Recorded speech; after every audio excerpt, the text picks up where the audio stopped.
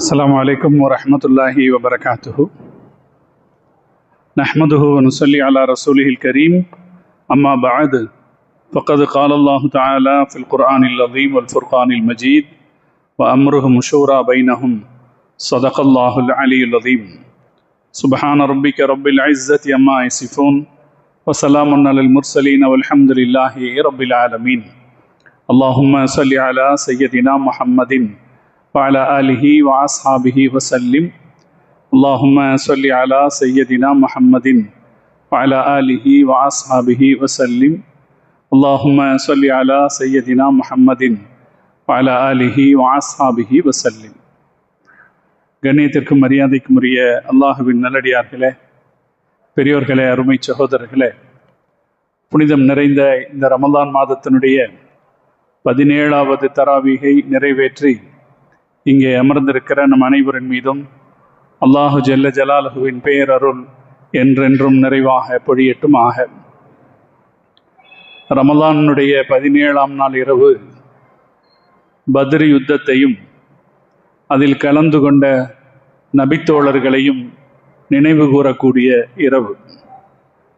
அல்லாஹு தாலா இந்த இரவின் பரக்கத்தினாலே நம்முடைய ஈமானிய வாழ்க்கையை பக்குவமானதாக ஆக்கியல் புரிவானாக, பலமானதாக ஆக்கியல் புரிவானாக.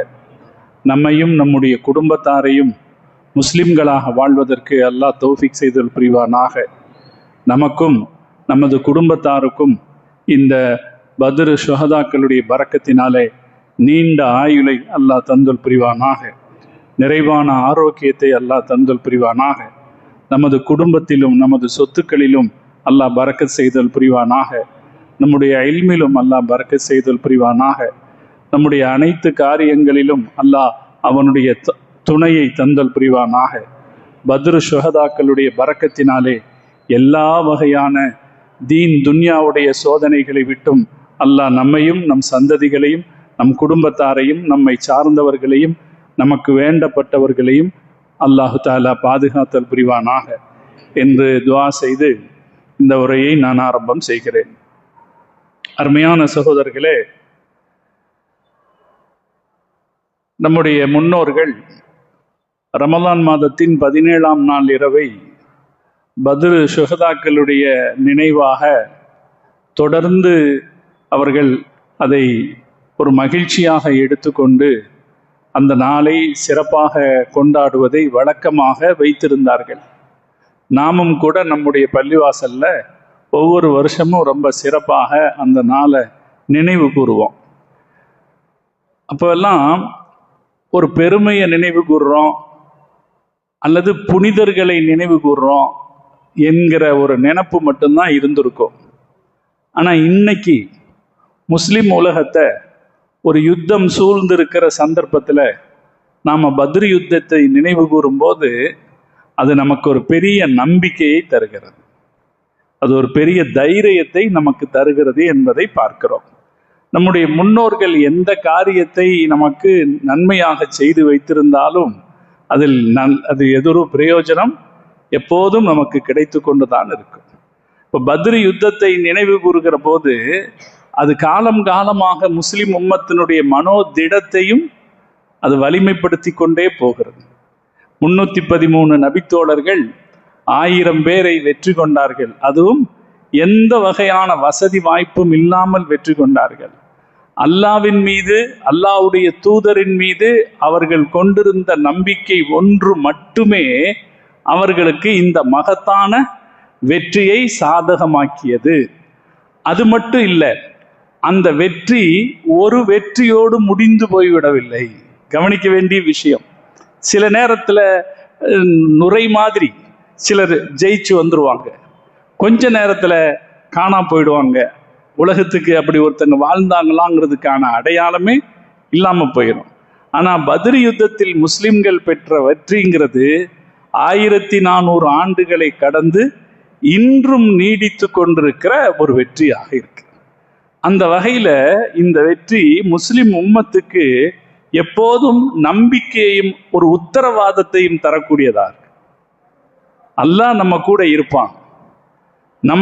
நம்மளுடைய சொந்த பலத்துல ஜெயிக்கிறவங்கள அல்ல, நம்ம அல்லாஹ் தர்ற பலத்துல ஜெயிக்கிறவங்க. அல்லாஹ் நம்ம கூட இருப்பான், நம்மளுக்கு வெற்றிக்கு அல்லாஹ் துணை நிற்பான் என்கிற ஒரு மிகப்பெரிய உத்வேகத்தையும் உற்சாகத்தையும் தரக்கூடியதாக இந்த பத்ர் இருக்கு. இந்த நம்பிக்கையும் உத்வேகமும் இந்த உலகத்தில் இருக்கிற வேறு எந்த ஆயுதத்தையும் விட சிறந்தது. மனுஷங்கிட்ட இருக்கிற நம்பிக்கை தான் இந்த உலகத்தில் இருக்கிற எந்த ஆயுதத்தையும் விட சிறந்தது. ரேடார் வசதிகள், மிகப்பெரிய விமான போக்குவரத்து சாதனங்கள், அல்லது பெரிய கப்பல் படைகள், இது மாதிரி பல்வேறுபட்ட வசதிகள் இந்த உலகத்துக்கு பெருசா தெரியலாம். நமக்கு அல்லாஹ் மேல நம்ம வச்சிருக்கிற ஈமான் தான் பெருசு. ஈமான் தான் பெருசு, அந்த நம்பிக்கை தான் பெருசு. அப்ப இந்த நம்பிக்கை எப்படிப்பட்டதுன்னா, இந்த உலகத்தில் இருக்கிற எந்த பெரிய ஆயுதத்தையும் விட பலமானது. அதனாலதான் நம்ம ஆரம்பத்திலேயே துஆ கேட்கிறோம், யா அல்லாஹ் பத்ரு சுஹதாக்களுடைய பொருட்டால எங்களுடைய ஈமான பலப்படுத்து, எங்களுடைய இஸ்லாமிய வாழ்க்கையை பலப்படுத்து என்று நாம அல்லாஹ் இடத்துல துஆ கேட்கிறோம். அல்லாஹு தஆலா நம்மை பலப்படுத்தி அருள் புரிவானாக. சகோதரர்களே, பிற்காலத்துல சஹாபாக்கள்கிட்ட அவர்களை பின்பற்றுகிறவர்கள் தாபிகள் ஆச்சரியமா கேட்பாங்க, நீங்க ரசூலுல்லாவை பார்த்தீங்களா? சஹாபாக்கள்கிட்ட ஆச்சரியம், ரசூலுல்லாஹ் நீங்க பார்த்துருக்கீங்களா? ஆமா பார்த்துருக்கோம். பேசியிருக்கீங்களா? ஆமா பேசியிருக்கோம். அவங்க கூட இருந்திருக்கீங்களா? ஆமா கூட இருந்திருக்கோம். இப்ப சஹாபாக்களை பார்க்கக்கூடிய மற்றவர்கள் இப்படி எல்லாம் கேட்பாங்க, ஆச்சரியமா கேட்பாங்க. ஆமான்னு இவங்க சொல்லும் போது அது கூட இவங்க சந்தோஷப்படுவாங்க. இப்படி ரசூலுல்லாவை பார்த்தவங்க கூட இருக்கிற வாய்ப்பு கிடைக்குதே அப்படின்னு சந்தோஷப்படுவாங்க. இமாம் மாலிக் ரஹ்மத்துல்லாஹி அலைஹி மதீனாவின் பழைய சுவர்களை முத்தமிடுவார். என்ன எண்ணத்துல இந்த சுவத்தை ரசூலுல்லாஹ் பார்த்திருப்பாங்கல்ல, இந்த சுவத்தை ரசூலுல்லாஹ் பார்த்திருப்பாங்கல்லன்னு போய் முத்தமிடுவார். அப்ப நபி ஸல்லல்லாஹு அலைஹி வஸல்லம் அவர்கள் மீதான அன்பை இந்த உம்மத்து அப்படியெல்லாம் வெளிப்படுத்தி இருக்கிறது. ஒரு ஹதீஸ் வருது, முஹம்மது பின் காபில் குரலி ரஹிமஹுல்லா என்பவர் அறிவிக்கிறாரு. ஒரு நிகழ்ச்சியை சொல்லி காட்டுறார். கூஃபா நகரம்ங்கிறது ஈராக்ல இருக்கு. அது உமர் ரலியல்லாஹு தஆலா அன்ஹுவால உருவாக்கப்பட்ட நகரம். உமர் ரலியல்லாஹு தஆலா அன்ஹு நகரங்களை உருவாக்கியவர் என்கிற பெருமையும் அவருக்கு இருக்கு. அவர் உருவாக்கின நகரம் தான் கூஃபா நகரமும் பசரா நகரமும். இன்னைக்கு நம்ம பெயர்கள்ல நிறைய அடிபடும் ஈராக்ல. அது இராணுவத்திற்காக அவர் உருவாக்கின நகரங்கள். கூஃபா நகரம் பிற்காலத்தில் இஸ்லாமிய அரசாங்கத்தினுடைய தலைநகரமா இருந்துச்சு. இஸ்லாமிய அரசாங்கம்னு நான் சொல்லும்போது இஸ்லாமிய பேரரசாங்கத்தினுடைய தலைநகரமாக கூஃபா நகரம் இருந்துச்சு. அதனால அங்க நிறைய அறிஞர்கள் இருந்தாங்க. இமாம் அபூ ஹனீஃபா ரஹ்மத்துல்லாஹி அலைஹி கூஃபா நகரத்தை சார்ந்தவர் தான். அப்ப இந்த கூஃபா நகரத்துல நடக்கிற ஒரு காட்சியை முஹம்மது பின் காபில் குரலி சொல்றாரு. ஹுதைஃபத் பின் யமான் ரலியல்லாஹு தஆலா அன்ஹுங்கிற சஹாபி அங்க ஒரு பள்ளிவாசல்ல உட்கார்ந்துருந்தார். கூஃபா நகரத்தில் உட்கார்ந்துருந்தார். ஹுதைஃபா ரலியல்லாஹு தஆலா அன்ஹு ரசூலுல்லாஹ்வுக்கு ரொம்ப நெருக்கமான சஹாபி, சாஹிபு சிர், ரசூலுல்லாஹ்வுடைய உளவாளின்னு அவருக்கு பேர் இருக்கு. ரசூலுல்லாஹ் நிறைய ரகசியங்களை அவருக்கு சொல்லி இருக்கிறாங்க, அந்த பேரு அவருக்கு இருக்கு. அவர்கிட்ட வந்து ஒரு இளைஞன் கேட்கிறார். கால ஃபதாமின் அஹ்லில் கூஃபதி ஹுதைஃபத் பின் யமான். ஒரு இளைஞன் வந்து கேட்கிறான், யா அபா அப்துல்லா ரஐத்தும் ரசூலுல்லாஹி ஸல்லல்லாஹு அலைஹி வஸல்லம், நீங்க அல்லாஹ்வுடைய தூதரை பார்த்திருக்கீங்களா அப்படின்னு கேட்கிறார். வஸஹிப்துமுஹு, அவங்களோட சேர்ந்து இருந்திருக்கீங்களா அப்படின்னு. அவர் சொன்னார், நஅம் யா அப்னஹி, ஆமா சகோதரா, நான் ரசூலுல்லாஹ்வை பார்த்திருக்கேன், அவங்க கூட சேர்ந்திருக்கேன். இப்ப இவர் கேட்கிறாரு, ஃபகைஃப குன்தும் தஸ்னஊனஹு, அப்ப ரசூலுல்லாஹ் கூட நீங்க எப்படி நடந்துக்கிட்டீங்க? ரசூலுல்லாஹ் கூட நீங்க எப்படி நடந்துக்கிட்டீங்க? இப்ப அவரு சொன்னாரு, ரசூலுல்லாஹ் கூட நாங்க எப்படி நடந்துக்கிட்டோம்னா, குன்னா நஜிஹத், நாங்க ரசூலுல்லாஹ் கூட ஜிஹாது செய்தோம். ரசூலுல்லாஹ் கூட ஜிஹாது செய்த, ரசூலுல்லாஹ் கூட ஜிஹாதுக்கு போனோம். அப்ப அவரு சொன்னாரு, வல்லாஹி லவ் அதரக்னாஹு மா தரக்னாஹு யம்ஷி அலல் அர்து லஹமல்னாஹு அலா அத்திக்னா. இப்ப அந்த இளைஞன் சொன்னார், ரசூலுல்லாஹ்வை பத்தி தெரிஞ்சு பெருமானாருடைய அருமை பெருமைகளை புரிஞ்சு அந்த இளைஞன் சொன்னாரு, நாங்க மட்டும் ரசூலுல்லா காலத்துல வாழ்ந்திருந்தோம்னா அவங்கள காலால நடக்கவே விட்டுருக்க மாட்டோம், எங்க தோளால சுமந்திருப்போம்னு சொன்னார். ரசூலுல்லாவுடைய பெருமை உண்மை அதுதான். நம்மெல்லாம் நம்ம ரசூலுல்லா நமக்கு செய்த உபகாரம் என்ன, அவங்களுக்கு இருக்கிற அந்தஸ்து என்னங்கிறத உளமாற விளங்கிட்டோம்னா நம்ம அப்படித்தான் இருப்போம்.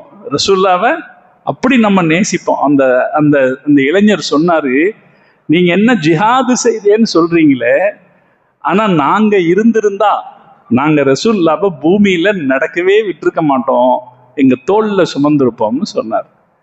அப்ப ஹுதைஃபா ரலியல்லாஹு தஆலா அன்ஹு, நீ என்ன இப்படி சாதாரணமா சொல்லிட்ட, ரசூலுல்லா கூட நாங்க நடந்த விதத்தை நீ என்ன இப்படி சாதாரணமா சொல்லிட்ட, நாங்க எப்படியெல்லாம் நடந்திருக்கோம் தெரியுமா என்று அந்த இளைஞருக்கு தன் வாழ்க்கையில் கிடைத்த ஒரு அனுபவத்தை சொல்லி காட்டினார். ரசூலுல்லாவுக்கு நாங்க எப்படியெல்லாம் கட்டுப்பட்டோம் அப்படின்னு தன் அனுபவத்தை சொல்லி காட்டினார். இப்ப பிற்காலத்தில் வந்தவங்க ரசூலுல்லாவை நாம இப்படி பாராட்டணும் இப்படி சீராட்டணும்னு ஆசைப்பட்டாங்கன்னா அதை விட நபித்தோழர்கள் நம்ம நபிய பாராட்டி சீராட்டி இருக்காங்க. இப்ப நம்ம எவ்வளவு ஆசைப்படுறோமோ, ரசூலுல்லாவை பார்க்காமையே ரசூலுல்லாவை பத்தி கேள்விப்பட்டு நம்ம என்ன ஆசைப்படுறோமோ, தோல்ல சுமந்துக்குவோம்னு சொல்றோமோ, இதை விட நபி ஸல்லல்லாஹு அலைஹி வஸல்லம் அவர்கள் வாழ்ந்த காலத்தில் அவர்களை பார்த்த தோழர்கள், அவர்களோடு வாழ்ந்த தோழர்கள், அவர்களிடத்தில் இருக்கிற நன்மையை நேரடியாக அனுபவித்த தோழர்கள் பெருமானார் ஸல்லல்லாஹு அலைஹி வஸல்லம் அவர்களுக்காக தோலை அல்ல உயிரையே கொடுக்க தயாரானார் இல்லையா? அதற்கு ஒரு சாட்சி தான் பத்ர் யுத்தம். பெருமானார் ஸல்லல்லாஹு அலைஹி வஸல்லம் அவர்கள் சொன்னார்கள் என்ற போது நபி ஸல்லல்லாஹு அலைஹி வஸல்லம் அவர்களுடைய எந்த உத்தரவுக்கும் ஒரு கன நேரம் கூட தாமதித்து நிற்காமல் நாங்க ரெடி என்று சொல்லி சஹாபாக்கள் இறங்கியதன் ஒரு அடையாளம் தான் பத்ர் யுத்தம். அதுவும் எந்த வெற்றியையும் பார்ப்பதற்கு முன்னாலே. இப்ப வெற்றியை பார்த்த பிறகு போட்டிக்கு நிறைய பேர் வருவாங்க. ஆனா சஹாபாக்கள் எந்த வெற்றியையும் பார்க்கல. பிற்காலத்தில் இப்படியெல்லாம் பெரிய மதிப்பு கிடைக்கும்னு அவங்களுக்கு தெரியாது. முழுக்க முழுக்க அல்லாஹுவின் மீதும் அல்லாஹுடைய தூதரின் மீதுமான நம்பிக்கை தான் அவர்களுடைய இதயம் முழுக்க ஆக்கிரமித்தது. அல்லாஹ் அந்த ஈமான நமக்கு தரணும். ரசூலுல்லாஹ் சொன்னாங்கிறது தான் அவங்களுக்கு போதுமானதாக இருந்தது. அபு தஹ்தா ரலியல்லாஹு தஆலா என்கிற ஒரு சஹாபி, ரசூலுல்லாஹ் ஒரு சந்தர்ப்பத்துல ஒரு இளைஞனுக்கு ஒரு இடம் கொடுத்தாங்க. ஒரு எத்தீமான இளைஞனுக்கு ஒரு இடம் கொடுத்தாங்க. கொஞ்சம் இடம் கிடைச்சது, அந்த இடத்த ஒரு எத்தீமான இளைஞனுக்கு கொடுத்தாங்க. இன்னொரு சஹாபிக்கு ஒரு இடத்த பிரிச்சு கொடுத்தாங்க. இந்த இளைஞன் அவருக்கு இடம் கிடைச்ச உடனே அதுக்கு வரப்பு போட முயற்சி பண்ணார். மனுஷன் சொத்து இல்லைன்னா பேசாம இருந்துருவான். சொத்து வந்துச்சுன்னு வைங்களேன், அதுக்கப்புறம் அதை பாதுகாக்கணுங்கிற கவலை வந்துடும்.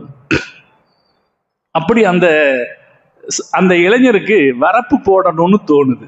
வரப்பு போடும்போது பக்கத்துல ஒரு தோட்டத்திலிருந்து ஒரு மரம் வளர்ந்து வளைந்து இவருடைய தோட்டத்துல நிக்குது.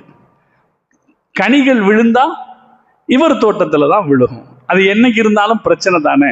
அப்ப இந்த இளைஞன் பக்கத்தில் இருந்த சஹாபி கிட்ட, அவர் பேர் இருக்குது வரலாற்றில், அவருடைய பேர் பதிவு செய்யப்பட்டிருக்கு, அந்த சஹாபி கிட்ட அந்த ஒரு மரத்தை எனக்கு கொடுத்துருங்களேன், நான் வரப்பு போடும்போது அதோட சேர்த்து போட்டுக்கிறேன், இல்லைன்னா என்னைக்கு இருந்தாலும் பிரச்சனை தானேன்னு. சஹாபாக்கள் இயல்பாக எல்லாத்தையும் கொடுக்க தயாரா இருக்கிறவங்க தான். ஆனா அன்னைக்கு என்னமோ அந்த இளைஞருக்கு அந்த பக்கத்துல இருக்கு அந்த மரத்தை கொடுக்க மனசு வரல, தர முடியாதுன்ட்டு. உடனே இவர் ரசூல் ஸல்லல்லாஹு அலைஹி வஸல்லம் வந்து முறையிட்டார், யா ரசூலல்லாஹ், இவர் தரமாட்டேங்கிறாரு, அதை ஒன்று வாங்கி கொடுங்க. இப்ப நபி ஸல்லல்லாஹு அலைஹி வஸல்லம் அவங்க தானே கொடுத்துருக்காங்க. இப்ப ரசூலுல்லாஹ் சொன்னாங்க, அந்த மரத்தை அவருக்கு கொடுத்துருங்க.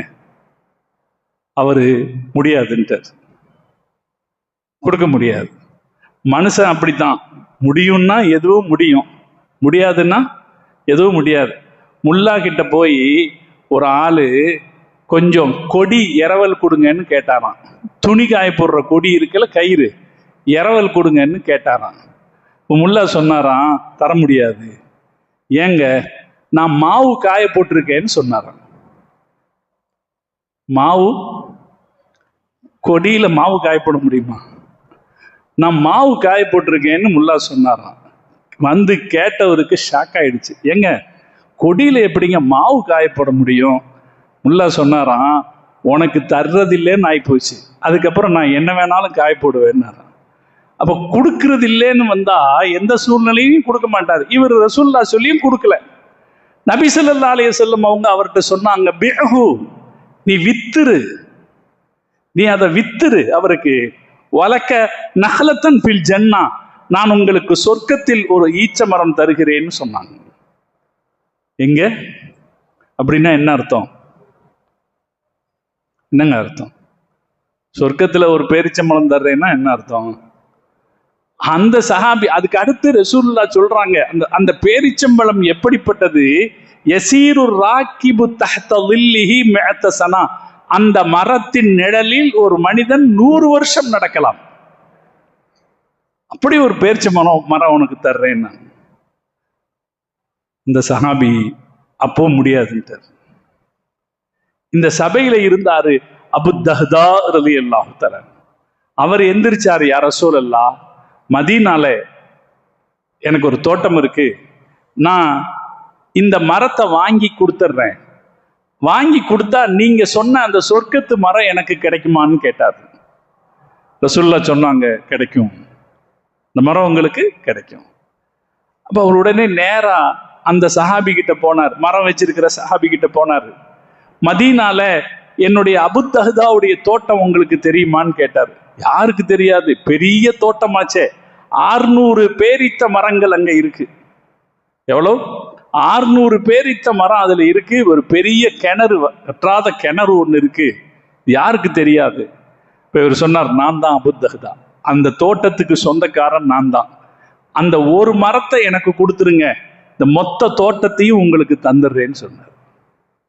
சொன்ன உடனே அந்த சஹாபி சந்தோஷப்பட்டு, அப்படின்னா சரி, நீங்க அந்த ஒரு மரத்தை எடுத்துக்கங்கன்ற.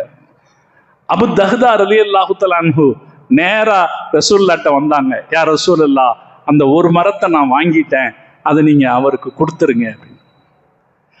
சரி, ரசூல் ஸல்லல்லாஹு அலைஹி வஸல்லம் சொன்னாங்க, இந்தப்பா நீங்க அந்த மரத்தை எடுத்துக்கங்க. அதுக்கப்புறம் அபு தஹ்தா ரலியல்லாஹு தஆலா அன்ஹு ரொம்ப ஆர்வமா ரசூலுல்லாஹ்ட்ட கேட்டாங்க, யா ரசூலல்லாஹ், அந்த ஒத்த மரம், நீங்க சொன்ன அந்த ஒத்த மரம். ரசூலுல்லாஹ் சொன்னாங்க, அது கிடைக்காது உங்களுக்கு. அவர் அதிர்ச்சி அடைஞ்சிட்டார். அதுக்கப்புறம் ரசூலுல்லாஹ் சொன்னாங்க, ஒத்த மரம் அல்ல, எத்தனை தோட்டங்கள் உங்களுக்காக இருக்கிறது. ஒரு மரம் அல்ல, எத்தனை தோட்டங்கள் உங்களுக்காக இருக்கிறது. சகோதரர்களே, முஹம்மது ரசூலுல்லாஹ்வின் மீது சஹாபாக்கள் வச்சிருந்த நம்பிக்கை இப்படிப்பட்டது. ஒரு தோட்டம் எவ்வளவு பெருசு, ஒரு மனுஷனுடைய மொத்த ஆஸ்தி, சொத்து, அதுவும் பெருமைக்குரிய ஒரு சொத்து. அந்த சொத்தை ரசூல் ஸல்லல்லாஹு அலைஹி வஸல்லம் சொர்க்கத்தில் கிடைக்கும் என்று சொன்ன ஒத்த மரத்துக்காக கொடுத்தார். கொடுத்துட்டு நேரா அந்த வீட்டுக்கு வந்தார், தோட்டத்துக்கு வந்தார். அவர் மனைவி உள்ள இருந்தாங்க, அவங்க அங்கதான் தங்கி இருந்தாங்க. உள்ள போகல, இவர் வாசல்ல நின்னே கூப்பிட்டாரு, யா உம்மத் தஹ்தா உஹ்ரிஜி, உம்மத் தஹ்தா வெளியே வா அப்படின்னு கூப்பிட்டாரு. கூப்பிட்ட போது அந்த அம்மா, ஏன் இவர் சவுண்டு போட்டு கூப்பிடுறீங்க அப்படின்னு சொல்லிட்டு வெளியே வந்தாங்க. அப்ப அவர் சொன்னாரு, நான் இந்த தோட்டத்தை வித்துட்டேன். அந்த அம்மா ஆச்சரியமா கேட்டாங்க, இவ்வளவு பெரிய சொத்து, இவ்வளவு பெரிய சொத்தை என்ன விலைக்கு வித்தீங்க? இப்ப அவர் சொன்னார், நஹலத்தன், ஒரு மரத்துக்கு பதிலா வித்துட்டேன். அந்த அம்மாவுக்கு புரிஞ்சு போச்சு, என்னன்னு புரிஞ்சு போச்சு. அப்ப அந்த அம்மா சொன்னாங்க, ரபிஹ பையுக, உங்கள் வியாபாரம் லாபம் அடைந்து விட்டதுன்னு சொன்னாங்க. நீங்க செஞ்ச வியாபாரம் லாபம் அடைஞ்சிருச்சுன்னு சொன்னாங்க. அது அந்த காலத்துல ரசூல் ஸல்லல்லாஹு அலைஹி வஸல்லம் வாழ்ந்த காலத்துல ரசூலுல்லாஹ்வை பார்த்த சமுதாயம் ரசூலுல்லாஹ்வுடைய இருந்து பெற்ற நன்மைகளுக்காக என்னவும் செய்ய தயாராக இருந்தது என்பதற்கான ஒரு அடையாளம். நம்ம எல்லாம் சஹாபாக்களை அப்படித்தான் பார்க்க முடியும். அவங்க இந்த உலகத்துல அல்லாஹ் தேர்ந்தெடுத்த ஒரு கூட்டம் தான், அல்லாஹ் தேர்ந்தெடுத்த ஒரு கூட்டம். ரசூலுல்லாஹ்வுக்காகவே அல்லாஹ் தேர்ந்தெடுத்த ஒரு கூட்டம், இந்த தீனுக்காகவே அல்லாஹ் தேர்ந்தெடுத்த ஒரு கூட்டம். அந்த வகையில ஆக சிறந்தவர்கள் தான் பத்ர் யுத்தத்தில் கலந்து கொண்ட சஹாபாக்கள். முஹம்மது ரசூலுல்லாஹி ஸல்லல்லாஹு அலைஹி வஸல்லம் தன் வாழ்நாள் நெடுகிலும் பத்ர் யுத்தத்தில் கலந்து கொண்ட சஹாபிகளை கண்டால் அவர்களை முக்கியத்துவப்படுத்துவார்கள், அவர்களுக்கு அந்தஸ்து கொடுப்பார்கள். மக்களுக்கு இடையிலே எங்காவது ஒரு இடத்தில் ஒருவரை முன்னிலைப்படுத்துகிற ஒரு சூழ்நிலை வந்தால் அவர்களை முன்னிலைப்படுத்துவார்கள். பத்ர் சுஹதாக்களுக்கான ஜனாசா தொழுகைகளின் போது ஒரு தக்பீர் அதிகமாக சொல்லப்படுகிற பழக்கம் இருந்திருக்கிறது. நபி ஸல்லல்லாஹு அலைஹி வஸல்லம் அவர்கள் எந்த இடத்திலும் அவர்களை கவனத்தில் வைத்திருப்பான். சஹாபாக்களிடத்திலேயும் அந்த அக்கறை இருந்தது. பத்ர் ஷஹீதுகளை பற்றி எப்போதும் கவனத்தில் வைத்திருப்பார்.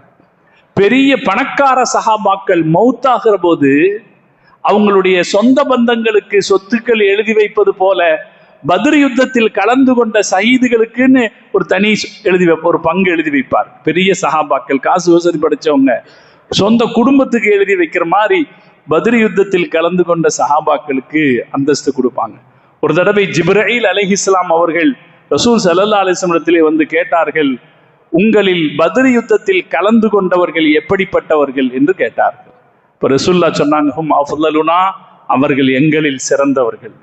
ஜிப்ரீல் அலைஹிஸ்ஸலாம் சொன்னாங்க, இதே போலத்தான் மலக்குகள்ல நாங்க கொஞ்சம் பேர் பத்ர் யுத்தத்துல வந்து கலந்துக்கிட்டோம், எங்களில் அவர்கள் சிறந்தவர்கள் என்று ஜிப்ரீல் அலைஹிஸ்ஸலாம் அவர்கள் சொன்னார். இப்போ பத்ர் யுத்தம் அப்படிங்கிறது அவ்வளவு மகத்தான ஒரு பெரும் பாக்கியமாக அமைந்த ஒரு யுத்தம். அது மிகப்பெரிய ஒரு வெற்றியை முஸ்லிம்களுக்கு தந்தது என்பது மாத்திரமல்ல, அது பெரிய வெற்றியை கொடுத்தது என்பது மாத்திரமல்ல, அந்த வெற்றி நிலைத்து நின்றது என்பது மாத்திரமல்ல, அந்த வெற்றிக்கு ஊடாக வெளிப்பட்ட சஹாபாக்களுடைய அந்த ஈமான் தான் மிக மிக வலிமையானது. நான் சொன்னது போல எந்த ஆயுதத்தையும் விட மிக வலிமையானது. அவர்களை அல்லாஹ்விடத்திலும் அல்லாஹுடைய தூதரிடத்திலும் உயர்ந்த அந்தஸ்தில் இருக்க வைத்தது. நம்முடைய முன்னோர்கள் அதனாலதான் இதை நினைச்சு பார்க்கறதுக்கு நமக்கு சொன்னாங்க. இதை நினைக்க நினைக்க நமக்கு என்ன வரும்? ஒரு உத்வேகமும் உற்சாகமும் நமக்கு வரும். இந்த உலகத்துல அல்லாஹ் கூட நம்ம இருந்தோம்னா எந்த சக்தியும் நம்மளை எதுவும் செய்துவிட முடியாது என்கிற ஒரு உத்வேகத்தை அது தரும். பத்ர் யுத்தம் ஹிஜ்ரி 2வது வருஷம் நடந்துச்சு. ஹிஜ்ரி 2வது வருஷம். நம்ம கொஞ்சம் இதெல்லாம் ஞாபகத்தில் வச்சுக்கிறது தான் ஒரு இல்ம தேடி வர்றதுன்னு அர்த்தம். பத்ர் யுத்தம் நடந்துச்சுன்னு தெரியும், ஒரு விஷயத்தை சேர்த்துக்கணும். ஹிஜ்ரி 2வது வருஷம், அப்ப ரசூலுல்லாஹ்வுடைய ஆரம்ப காலத்துல நடந்தது. ஹிஜ்ரி 2வது வருஷம் தான் இஸ்லாத்துல நிறைய சட்டங்கள் அமுலாச்சு.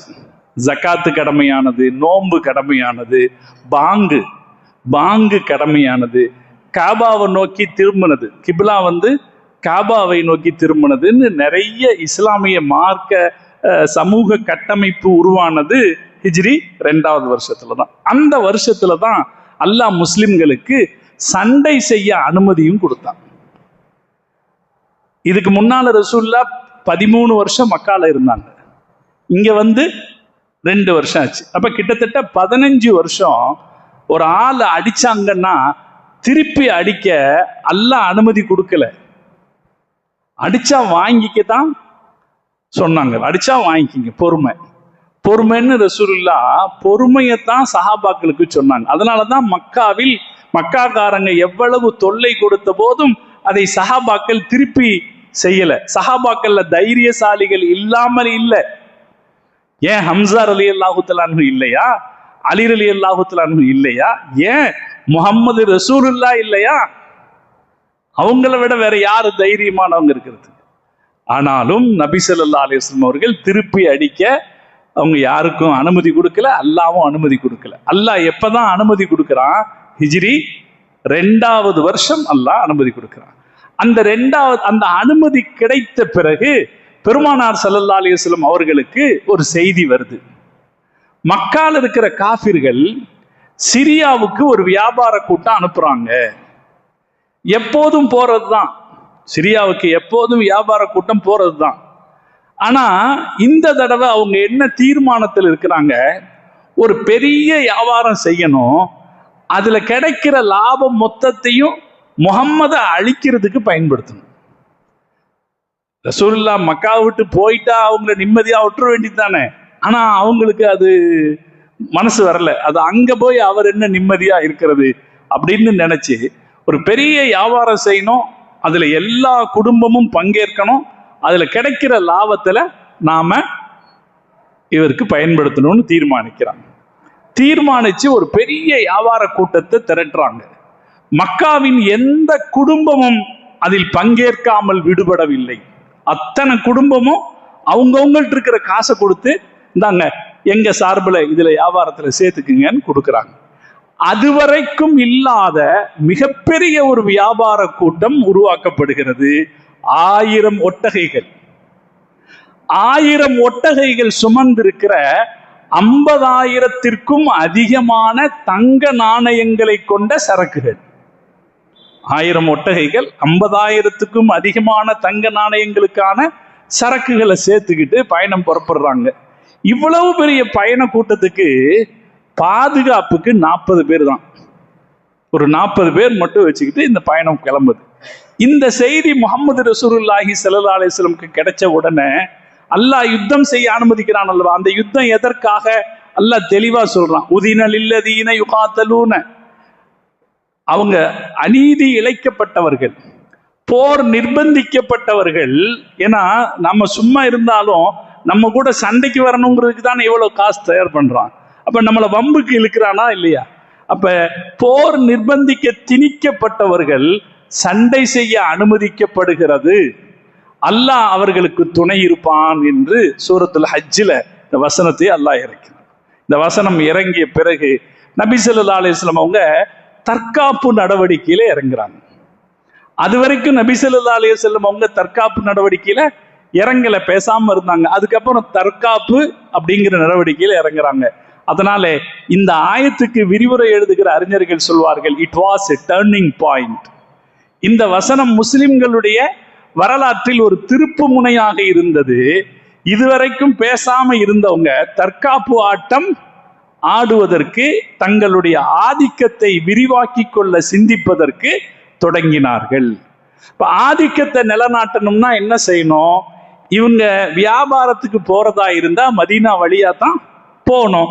இது நிம்மதியா போக முடியாதுங்கிற ஒரு சூழ்நிலையை ஏற்படுத்தணும். அப்பதான் கொஞ்சம் நமக்கு பயப்படுற ஒரு சூழ்நிலை வரும். அப்ப இந்த வியாபார கூட்டத்தை நாம தடுக்கலாம் என்று முஹம்மது ரசூலுல்லாஹி ஸல்லல்லாஹு அலைஹி வஸல்லம் தீர்மானிக்கிறாங்க. இப்ப இது கிளம்புதுங்கிற செய்தி தெரியுது. இப்ப நபி ஸல்லல்லாஹு அலைஹி வஸல்லம் ஆட்களை அனுப்பி போய் பார்த்துட்டு வாங்கன்னு அனுப்புறாங்க. முதல்ல ஒரு கூட்டம் போச்சு, ஒரு சின்ன சஹாபாக்களுடைய ஒரு கூட்டம் போச்சு. போனவங்க ஒரு சின்ன குழுவை பார்த்தாங்க. ரசூலுல்லாஹ் அவங்க கிட்ட ஒரு கடிதம் கொடுத்து அனுப்பினாங்க. இந்த கடிதத்தை கொண்டு போங்க, நீங்க போய் சேர வேண்டிய இடம் வரும், அங்க பிரிச்சு பாருங்க, பிரிச்சு பார்த்துட்டு அதுல என்ன சொல்லப்பட்டிருக்கோ அது மாதிரி செய்யுங்கன்னு சொன்னாங்க. இந்த சஹாபாக்கள் போனாங்க ஒரு இடத்துக்கு. போய் இவங்க கடிதத்தை பிடிச்சு பார்க்கும்போது ஒன்றும் இல்லை, அங்க இருக்கிற நிலவரம் என்னன்னு பார்த்துட்டு வாங்கன்னு தான் இருந்துச்சு. இந்த சந்தர்ப்பத்துல எதேச்சியாக தாயிஃபில் இருந்து மக்காவினுடைய வியாபார கூட்டம், சின்ன வியாபார கூட்டம் ஒண்ணு வந்துச்சு. அவங்களுக்கு இவங்களுக்கு இடையில கைகலப்பாயிடுச்சு. கைகலப்பானதுல அம்ர் இப்னுல் ஹதரமி என்கிற மக்காவின் வியாபாரி ஒருத்தரை இந்த முஸ்லிம்கள் கொன்னு போட்டாங்க. இது கொலையாக நடக்குது. இது எதேச்சியாக நடந்துருச்சு. அந்த இடத்துல நடந்த கைகலப்புல அவர் கொல்லப்பட்டார். கொல்லப்பட்டது மக்காக்காரங்களுக்கு ஒரு பெரிய பிரச்சனையாக இருந்தது. இது நடந்ததுக்கு அப்புறம் நடக்குது. இதுக்கு அப்புறம் அவர் கிளம்பி வர்றார். நபி ஸல்லல்லாஹு அலைஹி வஸல்லம் அவங்க ரெண்டாவது ஒரு முடிவு பண்றாங்க, நானும் கூட வர்றேன், வாங்க நம்ம போகலாம் அப்படின்னு.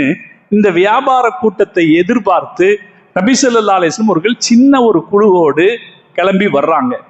உஷைரா என்ற இடத்துக்கு வந்து பார்க்கும்போது என்ன தெரியுது? அபூ சுஃபியான் தாண்டி போயிட்டாரு. அபூ சுஃபியான் இந்த இடத்தை தாண்டி போயிட்டாரு. நபி ஸல்லல்லாஹு அலைஹி வஸல்லம் அவர்கள் செய்த யுத்தங்களில் முதலாவது யுத்தம் உஷைரா என்கிற யுத்தம்னு ஹிஸ்டரியில இருக்கும். அந்த யுத்தமும் எதுக்கானதுதான்? இந்த வியாபார கூட்டத்தை தேடி நடந்த முயற்சி தான். ஆனா ரசூலுல்லாஹ் வந்து பார்க்கும்போது இவங்க இந்த இடத்த விட்டு கடந்து சிரியாவுக்கு போயிட்டாங்க அப்படின்னு தெரிஞ்சிச்சு. அதுக்கப்புறம் ரசூல்லா அந்த பக்கத்தில் இருப்பவர்களோடு உடன்படிக்கைகள் செய்து கொண்டு திரும்பிட்டாங்க. இதற்கு பிறகு பெருமானார் ஸல்லல்லாஹு அலைஹி வஸல்லம் அவர்கள் திரும்பி வருகிற வழியை எதிர்பார்த்து இருக்கிறார். இவங்க போயிட்டாங்க, சரி திரும்பி வரும்போது அவங்கள பிடிச்சிக்கலாம் அப்படின்னு எதிர்பார்த்து இருக்காங்க. அப்படி எதிர்பார்த்திருக்கிற போது நபி ஸல்லல்லாஹு அலைஹி வஸல்லம் அவங்க 2 சஹாபாக்களை அனுப்பி வச்சாங்க.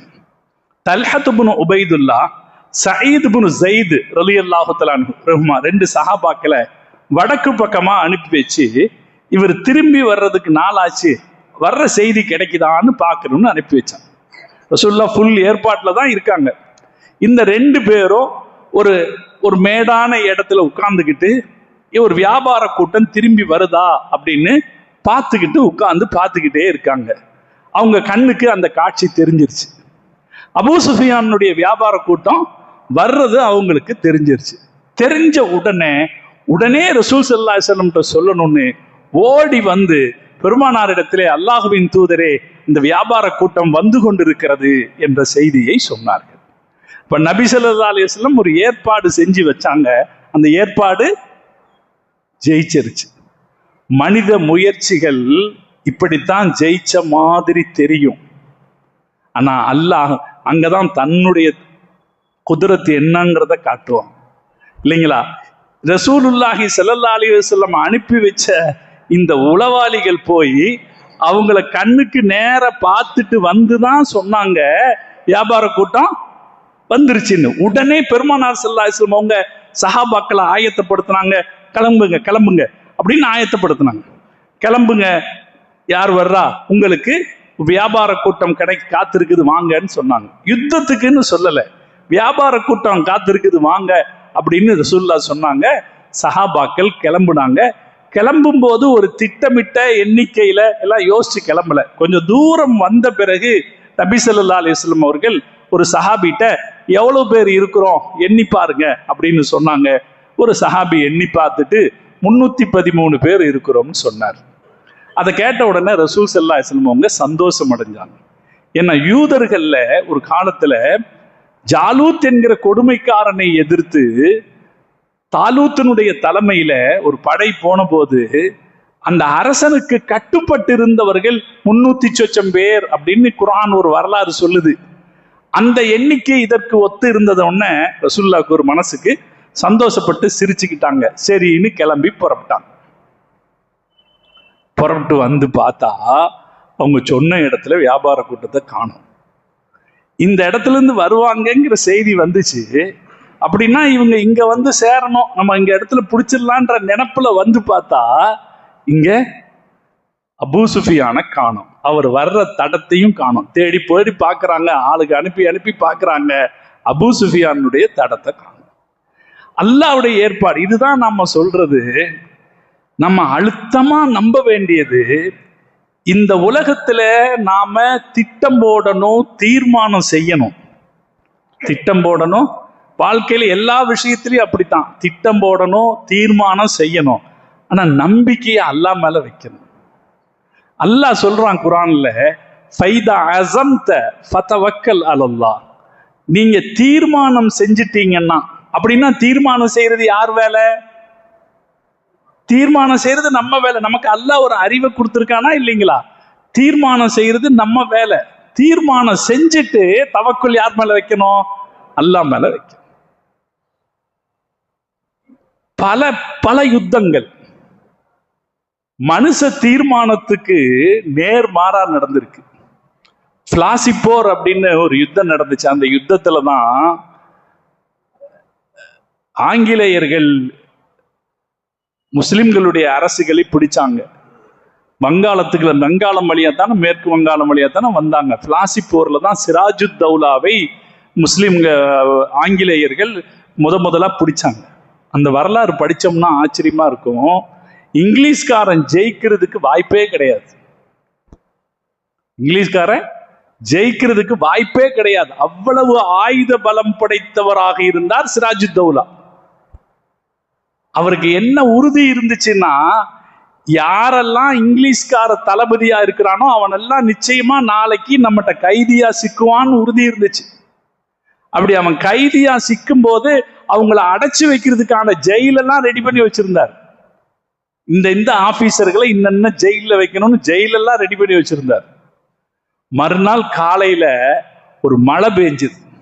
அந்த மழையில சிராஜுத் தௌலா வச்சிருந்த வெடிமருந்துகள் எல்லாம் நனைஞ்சு போச்சு.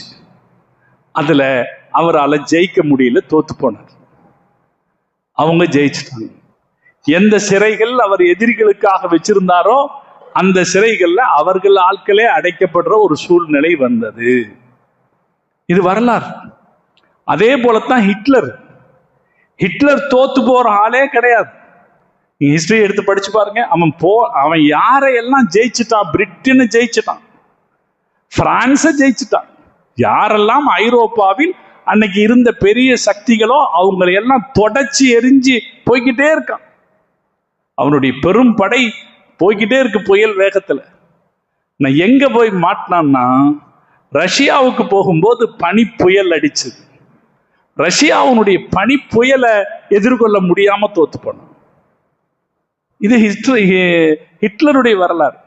அதனாலே நம்ம உலகம் நமக்கு கற்றுக் கொடுக்கிற பாடம் என்னன்னா, நீங்க நான் என்னதான் திட்டம் போட்டாலும் அல்லாஹ்வுடைய திட்டம்னு ஒண்ணு இருக்கு. அதை உறுதியா நம்புவோம். அந்த அல்லாஹ்வை உறுதியா கைப்பிடிச்சுக்குவோம், ஜெயிச்சிடலாம். நம்மளுடைய திட்டங்களை நம்புவதை விட. இங்க பாருங்க, ரசூல் ஸல்லல்லாஹு அலைஹி வஸல்லம் 2 பேரை அனுப்பி வைக்கிறாங்க. அந்த சஹாபாக்கள் கண்ணுக்கு நேரா அபூ சுஃபியான் வர்றதை பார்த்துட்டு வந்துதான் சொன்னாங்க. அவசரமா இவங்க கிளம்பி வந்தா அபூ சுஃபியானை காணோம். அபூ சுஃபியான் எங்க போனாரு? அவரு ரொம்ப தந்திரசாலி, விழிப்புணர்வு உள்ள மனுஷன், நியாய உணர்வு உள்ளவரும் கூட. அதனாலதான் அல்லாஹ் அவருக்கு கடைசி காலத்துல ஹிதாயத்தை கொடுத்தான். கடைசி காலத்துல மிகச்சிறந்த மூமினாக முஸ்லிமாக ஆனார். 8 வருஷம் ரசூல்லா கூட போராடினார். இந்த 2க்கு பின்னாடி ஹிஜ்ரி 8 வரைக்கும் ரசூல்லாவை எதிர்த்து தலைமை தாங்கினவர் அவர் தான். நான் அல்லாஹ் அந்த நேரத்து அதுக்கு பின்னால அல்லாஹ் அவருக்கு ஈமானிய வாய்ப்பை கொடுத்தான். நல்ல மனுஷன். அவரு வந்துகிட்டு இருக்கும்போது அவருக்கு ஒரு மனசுல குறுகுறுன்னு இருக்கு. முகம்மது தங்களை கண்காணிக்கிறாரு அப்படின்னு அவருக்கு தோணும் போது அவர் அந்த வழியிலேயே வரும்போது ஒரு பெரிய மனுஷரை பார்க்கிறார். மஜ்தி இப்னு அம்ர் என்கிற ஒரு பெரிய மனுஷனை பார்த்துட்டு அவர்கிட்ட கேட்கிறாரு, முகம்மதை இந்த பக்கம் பார்த்தீங்களா? முகம்மதுனுடைய படையை இந்த பக்கம் பார்த்தீங்களா? இப்ப அவர் சொல்றாரு, முகம்மதுனுடைய படையை நான் பார்க்கலையே, ஆனா 2 பேர் அந்த மேட்டு மேல உட்கார்ந்து இருந்தாங்க, இப்பதான் இங்க அந்த பக்கம் போயிட்டாங்க அப்படின்னாரு. அந்த செய்தியை கேள்விப்பட்ட உடனே அபூ சுஃபியான் ஓடி போய் அந்த மேட்டை போய் பார்க்கிறாரு. அங்க ஒரு குச்சி எடுத்து அங்க இருக்கிற மண்ணை கிளறுனா அங்க ஒட்டகைகள் போட்ட விட்டைகள் கிடக்கு. அந்த விட்டையை எடுத்து அப்படி நசுக்கி பார்க்கிறாரு. அதுல பேரிச்சம்பழ கொட்டை இருக்கு. உடனே சொல்றாரு, ஹதா கலாயிஃப் யத்ரிப், இது மதீனா பேரிச்சம்பழ கொட்டை, இது அவங்க தான் யாரோ நின்று இருக்காங்க அப்படின்னு சொல்லி, நம்ம இந்த வழியில போனா ஆபத்து, அதனால இந்த வழியில போக வேணாம், மக்காவுக்கு போறதுக்கு ஒரு கடற்கரை பாதை இருக்கு, அந்த வழியா போய்க்கலான்னு முடிவு செய்து, அவர் ஏற்கனவே ஒரு யூகம் அவருக்கு இருந்துச்சு, முகம்மது தன்னை தாக்கக்கூடுங்கிற ஒரு நம்பிக்கை இருந்ததுனால அம்ர் இப்னு லம்லம் அப்படிங்கிற அம்ர் அப்படிங்கிற ஒரு ஆளை கூலிக்கு வச்சு, நீ சீக்கிரமா போய் மக்கால போய் சொல்லிரு, அவங்களுடைய வியாபார கூட்டத்துக்கு முகம்மதால ஆபத்துன்னு சொல்லிரு அப்படின்னு சொல்லி அனுப்பிட்டு இவர் வேற வழியா வந்தார். நபி ஸல்லல்லாஹு அலைஹி வஸல்லம் அவங்க இங்க வந்து இந்த திசையில சிரியாவிலிருந்து மக்காவுக்கு போற திசையில அங்கே இங்கேயும் ஸல்லல்லாஹு அலைஹி வஸல்லம் அவங்க பார்க்கறாங்க, இவங்களை காணும்.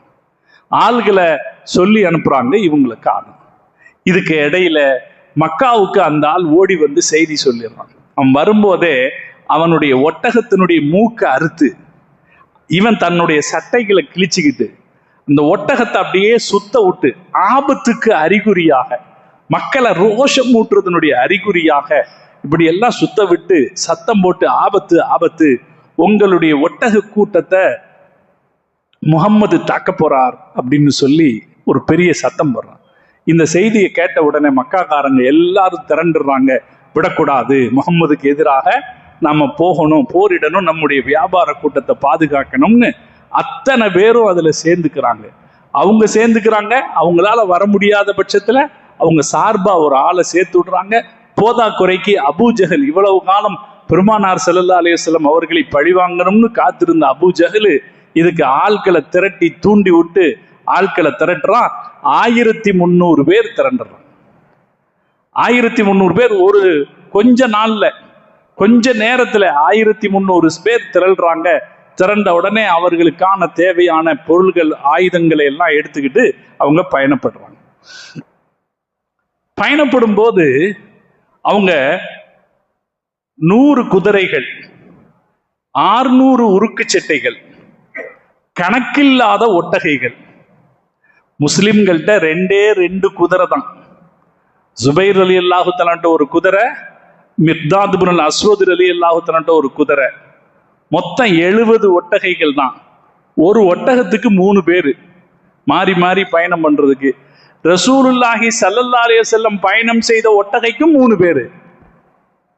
மற்ற 2 பேர் ரசூலுல்லாஹ்ட்ட சொன்னாங்க, யா ரசூலல்லாஹ், நாங்க நடந்து வந்துடுறோம், நீங்க ஒட்டகத்துல வாங்க.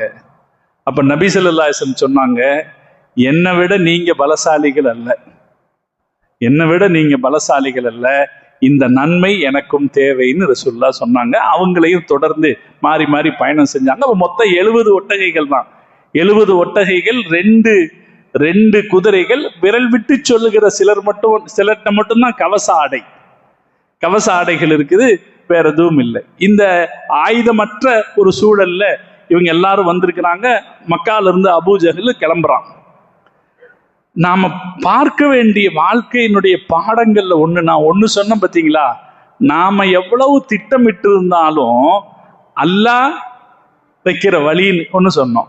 இதே போல இன்னொரு விஷயமா இருக்கு. ஒரு மனுஷனுக்கு அல்லாஹ் நஷ்டத்தை கொடுக்கிறதுன்னு முடிவு பண்ணிட்டா ஆபத்துகளை அவனா தேடி போயிடுவான். சிந்திக்கிறதுக்கான எந்த வாய்ப்பு கிடைச்சாலும் சிந்திக்க மாட்டான். ஆபத்துகளுக்கான வழி தானா திறந்திருக்கும். அபூஜஹல் கிளம்புறான். 1300 பேரோட கிளம்புறான். கிளம்பி கொஞ்சம் தூரம் வரும்போது பனு பிக்ர் என்கிற மக்கள் இருக்கிற பகுதி வருது. அந்த பகுதிக்கு வந்தோடனே இவங்களுக்கு ஒரு பயம் வருது.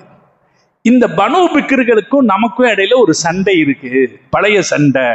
இப்ப இந்த இடத்தை கடந்து போகும்போது அவங்க நம்மளை தாக்குனா நாம பாதிப்படைஞ்சிருவோம் அப்படின்னு பயப்படுறாங்க. எந்த அளவுக்கு? திரும்பி போயிடலாமா அப்படின்னு நினைக்கிற அளவுக்கு. அல்லாஹ் பாருங்க, மக்கா காஃபிர்களுக்கு முதல்ல பனு பிக்ர்கள் வழியாக ஒரு ஸ்பீட் பிரேக்கர் வைக்கிறான். ஒரு தடை வச்சு திரும்பி போயிடலாமா என்று அவர்கள் யோசிக்கிற சந்தர்ப்பத்தில் ஷைத்தான் சுராக்கத் இப்னு மாலிக் என்கிற ஒரு அரபு நாட்டின் பழங்குடியின தலைவரின் தோற்றத்தில் அங்கு வர்றான். இவங்க திரும்பிடலாமான்னு நினைக்கும் போது, திரும்பி இருந்தா என்ன நடந்திருக்கும்? இவங்க எல்லாம் பாதுகாப்பா இருந்திருப்பாங்க, சண்டை நடந்திருக்காது. அந்த நேரத்துல ஷைத்தான் சுராக்காவனுடைய தோற்றத்தில் வந்து சொல்றான், அதெல்லாம் பயப்படாதீங்க, ஆனா ஜாருல்லக்கும், நான் உங்களுக்கு துணையா இருக்கேன். சுராக்கா ஒரு பழங்குடியினத்தினுடைய தலைவன். அவன் என்ன சொல்றான்? உற்சாகம் கொடுக்கிறான், அதெல்லாம் போயிடாதீங்க, நான் உங்களுடைய தலைவன். உங்களுக்கு பின்னால் அவர்கள் வந்தால் நான் அதை பார்த்துக் கொள்கிறேன் அப்படிங்கிறான். அவன் கொடுத்த உற்சாகத்துல அந்த ஸ்பீட் பிரேக்கை தாண்டி அவங்க போறாங்க. கொஞ்சம் தூரம் போகும்போது ஜுஹஃபா அப்படிங்கிற ஒரு இடம் வருது. இப்பவும் நம்ம மக்காவில இருந்து மதீனாவுக்கு போகும்போது இந்த போர்டு பார்க்கலாம், ஜுஹஃபாங்கிற போர்டு பார்க்கலாம். நம்ம போகும்போது கொஞ்சம் தூரத்துல தெரியும். இதெல்லாம் பார்க்கும்போது சந்தோஷமா இருக்கு. ரசூலுல்லாஹ்வுடைய வரலாற்றுல எந்த இடத்த நம்ம கேள்விப்பட்டோமோ அந்த இடங்களை எல்லாம் பார்க்கிறோன்னு இருக்கு. அந்த ஜுஹஃபாவுக்கு வரும்போது அபூ சுஃபியானுடைய கடிதம் வந்து கிடைக்குது. அபூ சுஃபியான் கடிதத்துல சொல்றாரு, நான் தப்பிச்சிட்டேன், நான் மாட்டல, நான் தப்பிச்சிட்டேன், நான் வேற வழியா வந்துகிட்டு இருக்கேன், நீங்க திரும்பி வந்துருங்கிறாரு. இது அல்லாஹ் கொடுத்த 2வது ஏற்பாடு. மக்காக்காரங்க அவங்களுடைய வரலாற்றில் எந்த கட்டத்திலும் இழிவை சந்திக்காதவர்கள். மக்காக்காரங்க மரியாதை தான் அவங்க எங்கேயும் சந்திச்சிருக்காங்க. தோல்வி என்பதை சந்திச்சிடாதவங்க. யாரும் அவர்களை எதிர்த்து வெற்றி கொண்டதுங்கிற வரலாறு மக்காவுக்கு கிடையாது, மக்காக்காரங்களுக்கு கிடையாது. இங்க பாருங்க, அபூஜஹல் அவங்கள தலைமையேற்று கூட்டிட்டு வர்றான். ஒரு பிரேக் கிடைக்குது. அதுக்கு அடுத்து ஜுஹஃபால அபூ சுஃபியானுடைய கடிதம் வந்து கிடைக்குது. அபூ சுஃபியான் சொல்றாரு, திரும்பி வந்துருங்கன்னு சொன்னா வந்திருக்கலாம். குறைஷிகள் நினைத்தார்கள், அந்த வரலாறு என்ன சொல்லுதுன்னா, மக்காக்காரர்கள் முடிவு செய்தார்கள் திரும்பிடலாம். மக்காக்காரங்க எல்லாருமே என்ன செய்யறாங்க, திரும்பிடலான்னு நினைக்கிறாங்க. ஜெய்ஷு மக்கத்த ஹம்ம பிர்ருஜு, மொத்த மக்காவின் படையும் நம்ம இனி திரும்பிடலாம், நம்மளுடைய வியாபார கூட்டம் தான் தப்பிச்சிருச்சுல்ல, திரும்பிடலான்னு நினைக்கிறாங்க. ஏன் நினைக்கிறாங்கன்னா, அவங்க எல்லாத்துக்கும் ரசூலுல்லாஹ் நபி என்பதில் ஒரு எண்ணம் இருக்கிறது. ரசூலுல்லாஹ் ஒரு நபி என்பதில் ஒரு எண்ணம் இருக்குது. நபியை எதிர்த்து ஒரு சண்டை வேண்டாம் அப்படின்னு நினைக்கிறாங்க. நான் அபூஜஹலுக்கு அதுல உடன்பாடு வரல. அவன் முரட்டு பையனா இருந்தான். அவன் அந்த நேரத்துல அவங்களுடைய மனசை எப்படி மாத்தினான்னா, வல்லாஹி நான் லர்ஜ ஹத்தா நருது பத்ரன், பக்கத்துல பத்ருக்கு வந்துட்டோம். பத்ரு வந்து ஒரு உற்சாகமா இருக்கிற இடம், என்ஜாய் பண்ற இடம், ஒரு நீரோடைகள், அங்க சந்தை எல்லாம் இருக்கும். அதனால அங்க போய் கொஞ்ச நாள் சந்தோஷமா இருந்துட்டு நம்ம 3 நாள் அங்க சந்தோஷமா இருந்துட்டு திரும்பி வந்துடலாம் என்று சொல்லி மக்களை திரும்ப கூட்டிட்டு போறான். அல்லாஹ் கொடுத்த 2வது ஸ்பீட் பிரேக்கரையும் அவன் மீறுகிறான். அவன் மீறி போகிறாங்க. இவன் பத்ருனுடைய ஒரு முனைக்கு வந்து சேர்ந்து விடுகிறார். மதீனால இருந்து 80 மைல் தொலைவில், கிட்டத்தட்ட 150 கிலோமீட்டர் தொலைவில் இந்த பத்ருங்கிற இடம் இருக்கு. இது எங்கன்னா ஒரு ஜங்ஷன், மக்கால இருந்து மதீனாவுக்கு, மக்கால இருந்து சிரியாவுக்கு போற இடத்துல இருக்கிற ஒரு ஜங்ஷன்.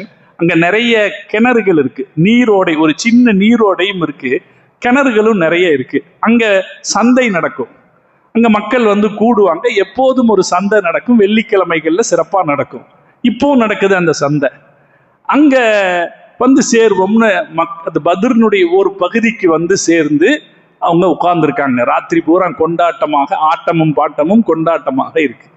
இந்த பக்கம் அபூ சுஃபியானை தேடி பெருமானார் ஸல்லல்லாஹு அலைஹி வஸல்லம் அவங்க ஆட்களை அனுப்பிக்கிட்டே இருந்தாங்க. ஒருத்தர் 2 பேரா அனுப்பிட்டு இருந்தாங்க. செய்திகள் தெரியா வந்து கிடைக்கல. கடைசியா நபி ஸல்லல்லாஹு அலைஹி வஸல்லம் அவங்க அலி ரலியல்லாஹு தஆலா அன்ஹுவையும் ஜுபைர் ரலியல்லாஹு தஆலா அன்ஹுவையும் போய் விசாரிச்சுட்டு வாங்க என்று அனுப்புகிற போது அவங்க ஒரு ஆட்டு இடையனை பிடிக்கிறார், ஆடு மேய்க்கிறவனை பிடிக்கிறாங்க. அவன் சொல்றான், அங்க இருக்க ஒரு படை வந்திருக்கிறது. அவன் சொல்லித்தான் முறையாக இவங்களுக்கு என்ன செய்தி கிடைக்குது, நாம அபூ சுஃபியானுடைய வியாபார கூட்டத்தை எதிர்பார்த்திருந்தோம், ஆனால் மக்காவிலிருந்து ஒரு படை வந்திருக்கிறது என்ற செய்தி அப்போதுதான் கிடைக்குது. அதுக்கப்புறம் நபி ஸல்லல்லாஹு அலைஹி வஸல்லம் அவங்க சஹாபாக்களோட விசாரணை நடத்துறாங்க. அந்த விசாரணையினுடைய முடிவுல அபூஜஹலுடைய தலைமையில 1000 பேர் கொண்ட ஒரு படை வந்திருக்கிறது என்பதை அவர்கள் தெரிந்து கொள்கிறார். ஒரு படை வந்த பிறகு என்ன செய்கிறது, ரசூல் ஸல்லல்லாஹு அலைஹி வஸல்லம் அவர்கள் ஆலோசனை செய்கிறார். ஒரு நபி எதிரிகளை களத்தில் பார்த்த பிறகு அவர் புறமிதுகிட்டு ஓட முடியாது. நபி கிட்ட அப்படி எந்த வகையான ஒரு குணக்கேடும் எந்த நபியிடத்திலும் இருக்காது. எதிரிகள் வந்துட்டாங்கன்னா அவங்கள பார்த்துட்டு ஓட முடியாது. அல்லாஹ் ஏற்கனவே வாக்களிச்சிருக்கிறான், உங்களுக்கு 2ல் 1 கிடைக்கும். ஒண்ணு வியாபார கூட்டம் கிடைக்கும், ஒருவேளை வேற ஏதாவது சண்டையை நடந்தால் வெற்றி கிடைக்கும்னு அல்லாஹ் சொல்லியிருக்கான். அதனால ரசூல் ஸல்லல்லாஹு அலைஹி வஸல்லம் முடிவு செய்யறாங்க, சண்டை செய்வோம். நபி ஸல்லல்லாஹு அலைஹி வஸல்லம் அவர்கள் சண்டை செய்யலாம் என்று யோசிச்சு முடிவு செய்த பிறகு சஹாபாக்களை கூப்பிட்டு ஆலோசனை செய்தார்கள், என்ன செய்யலாம். உடனே அபூபக்கர் ரசூலுல்லாஹ் சொன்னாங்க, நான் நினைக்கிறேன் நாம வியாபார கூட்டத்தை தான் தேடி வந்தோம், நான் வந்த இடத்துல பார்த்தா எதிரிகள் பெரும் படையோடு வந்திருக்காங்க. அவங்க 1000 பேர், 900லிருந்து 1000 பேர் இருப்பார்கள்னு தெரியுது. அவங்களோட நம்ம சண்டை செய்யணும் அப்படின்னு ரசூலுல்லாஹ் சொன்னா, ஹஸரத் அபூபக்கர் சித்திக் ரலியல்லாஹு தஆலா அன்ஹு எழுந்து சொன்னாங்க, அல்லாஹ்வின் தூதரே, நாங்க ரெடி. ரசூலுல்லாஹ் திரும்பவும் கேட்டாங்க, அஷீரு அலைய, ஆலோசனை சொல்லுங்க. இப்போ உமர் ரலியல்லாஹு தஆலா அன்ஹு எழுந்து சொன்னாங்க, நாங்க ரெடி. ரசூலுல்லாஹ் திரும்பவும் கேட்டாங்க, ஹஷீரு அலைய, ஆலோசனை சொல்லுங்க. அப்ப மிக்தாத் ரலியல்லாஹு தஆலா அன்ஹு எழுந்து சொன்னாங்க, யா ரசூலல்லாஹ், நீங்க ஏன் திரும்ப திரும்ப கேட்குறீங்க? நாங்க என்ன மூசாவிடம் அவருடைய தோழர்கள் சொன்னது போல நீயும் உன் ரப்பும் போய் சண்டையிடு என்றா நாங்கள் சொல்ல போகிறோம்? அந்த ரப்புக்க ஃபகாத்திலா அப்படின்னா சொல்ல போறோம். காத்தல்னா அன் யமீனிக்க வான் ஷிமாலி, உங்களது வலது பக்கத்தில், உங்களது இடது பக்கத்தில், உங்களுக்கு முன்னால், உங்கள் முதுகுக்கு பின்னால் நாங்கள் சண்டையிடுவோம் அல்லாஹுவின் தூதரே அப்படின்னு அவர் சொன்னார். மூணாவது சொன்னவரும் மக்காக்காரர், முதல் பதில் சொன்னவரும் மக்காக்காரர், ரெண்டாவது பதில் சொன்னதும் மக்காக்காரர், மூணாவது பதில் சொன்னதும் மக்காக்காரர். ரசூல் ஸல்லல்லாஹு அலைஹி வஸல்லம் அவங்க அப்பவும் திருப்தி அடையில. ரசூலுல்லாஹ் நாலாவதும் கேட்டாங்க, அஷீரு அலைய, ஆலோசனை சொல்லுங்க. அப்ப எழுந்தார் சஅத் இப்னு முஆத் ரலியல்லாஹு தஆலா, மதீனாவுடைய தலைவர்களில் ஒருவராக இருந்த சஅத் இப்னு முஆத் ரலியல்லாஹு. நான் பல தடவையும் அவரை பத்தி உங்களுக்கு சொல்லியிருக்கேன். இஸ்லாமிய வரலாற்றில் குறைஞ்ச காலம் வாழ்ந்தவர், குறைஞ்ச நாள் வாழ்ந்தவர். நபி ஸல்லல்லாஹு அலைஹி வஸல்லம் கூட அவர் இருக்கிறதுக்கான வாய்ப்பு கிடைச்சது, அவர் அகல் யுத்தத்தின் ஹிஜ்ரி 4ல் மௌத்தா போயிட்டார். ஹிஜ்ரி 4ல் மௌத்தா போயிட்டார். இப்போ ரசூல்லா கூட எத்தனை வருஷம் இருந்திருப்பாரு? 4 வருஷம் தான் மதீனாக்காரர். 2வது வருஷம் இது அந்த 4 வருஷத்துக்குள்ள அவர் இஸ்லாத்துக்கு செய்த சேவை அவ்வளவு பிரம்மாண்டமான சேவை. நாம எவ்வளவு காலம் வாழ்கிறோம் என்பது ஒரு காலத்திலும் பெருசல்ல, வாழும் காலத்தில் என்ன செய்கிறோம் என்பதுதான் பெருசு. பாருங்க, வரலாற்றில் மிக கவனமாக மதிக்கப்படுகிற மனிதர்கள் ஒருத்தர் சஅத் இப்னு முஆத் ரலியல்லாஹு தஆலா. அவருடைய மௌத்தின் போது முஹம்மது ரசூலுல்லாஹி ஸல்லல்லாஹு அலைஹி வஸல்லம் அவர்கள் பெருவிரலால் நடந்தார்கள். சஹாபாக்கள் ஏன் இப்படி நடக்கிறீங்க என்று கேட்டபோது ரசூலுல்லாஹ் சொன்னாங்க, மலக்குமார்கள் அவ்வளவு பேர் வந்திருக்கிறார்கள், என்னால் கால் வைப்பதற்கு இடமில்லை என்று ஸல்லல்லாஹு அலைஹி வஸல்லம் சொன்னார். அல்லாஹ்வுடைய அர்ஷ் அவருடைய மௌத்து செய்தியால் நடுங்கியது என்று ஸல்லல்லாஹு அலைஹி வஸல்லம் சொன்னார். இப்ப சஅத் இப்னு முஆத் ரலியல்லாஹு தஆலா மிகப்பெரிய மனுஷன். நான் அடிக்கடி சொல்றது, நம்ம எல்லாம் வாழ்ந்தா இப்படி ஒரு வாழ்க்கை வாழ்ந்துடணும். 4 வருஷம் தான் ரசூலுல்லாஹ் கூட இருந்தார். இந்த 4 வருஷத்துல அவருடைய மரணம் அல்லாஹ்வினுடைய அர்ஷை நடுங்க செய்கிற அளவுக்கு இருந்திருக்குன்னா அது எப்படி ஒரு வாழ்க்கை? பத்ர் யுத்தத்துல அது புலப்படுது. பத்ர் யுத்தத்துல நபி ஸல்லல்லாஹு அலைஹி வஸல்லம் அவங்க 4வதா கேட்கிறாங்க, ஆலோசனை சொல்லுங்க. ஹஸரத் சஅத் ரலியல்லாஹு தஆலா அன்ஹு எழுந்து பேசினார்கள். வரலாறு அந்த வைர வரிகளை பாதுகாத்து வச்சிருக்கு. அவர் சொன்னாரு, யா ரசூலல்லாஹ், அதாவது புத்திசாலித்தனம் இந்த நேரத்துலங்க நீங்களும் நானுமா இருந்தா நம்ம கிட்ட என்ன உணர்ச்சி இருந்தாலும் நம்ம என்ன பேசுவோம் சொல்லுங்க? ரசூலுல்லாஹ் கேட்கிறாங்க, யுத்தம் செய்யலாமா? செய்யணும். யுத்தம் செய்யணும், நீங்க என்ன சொல்றீங்க?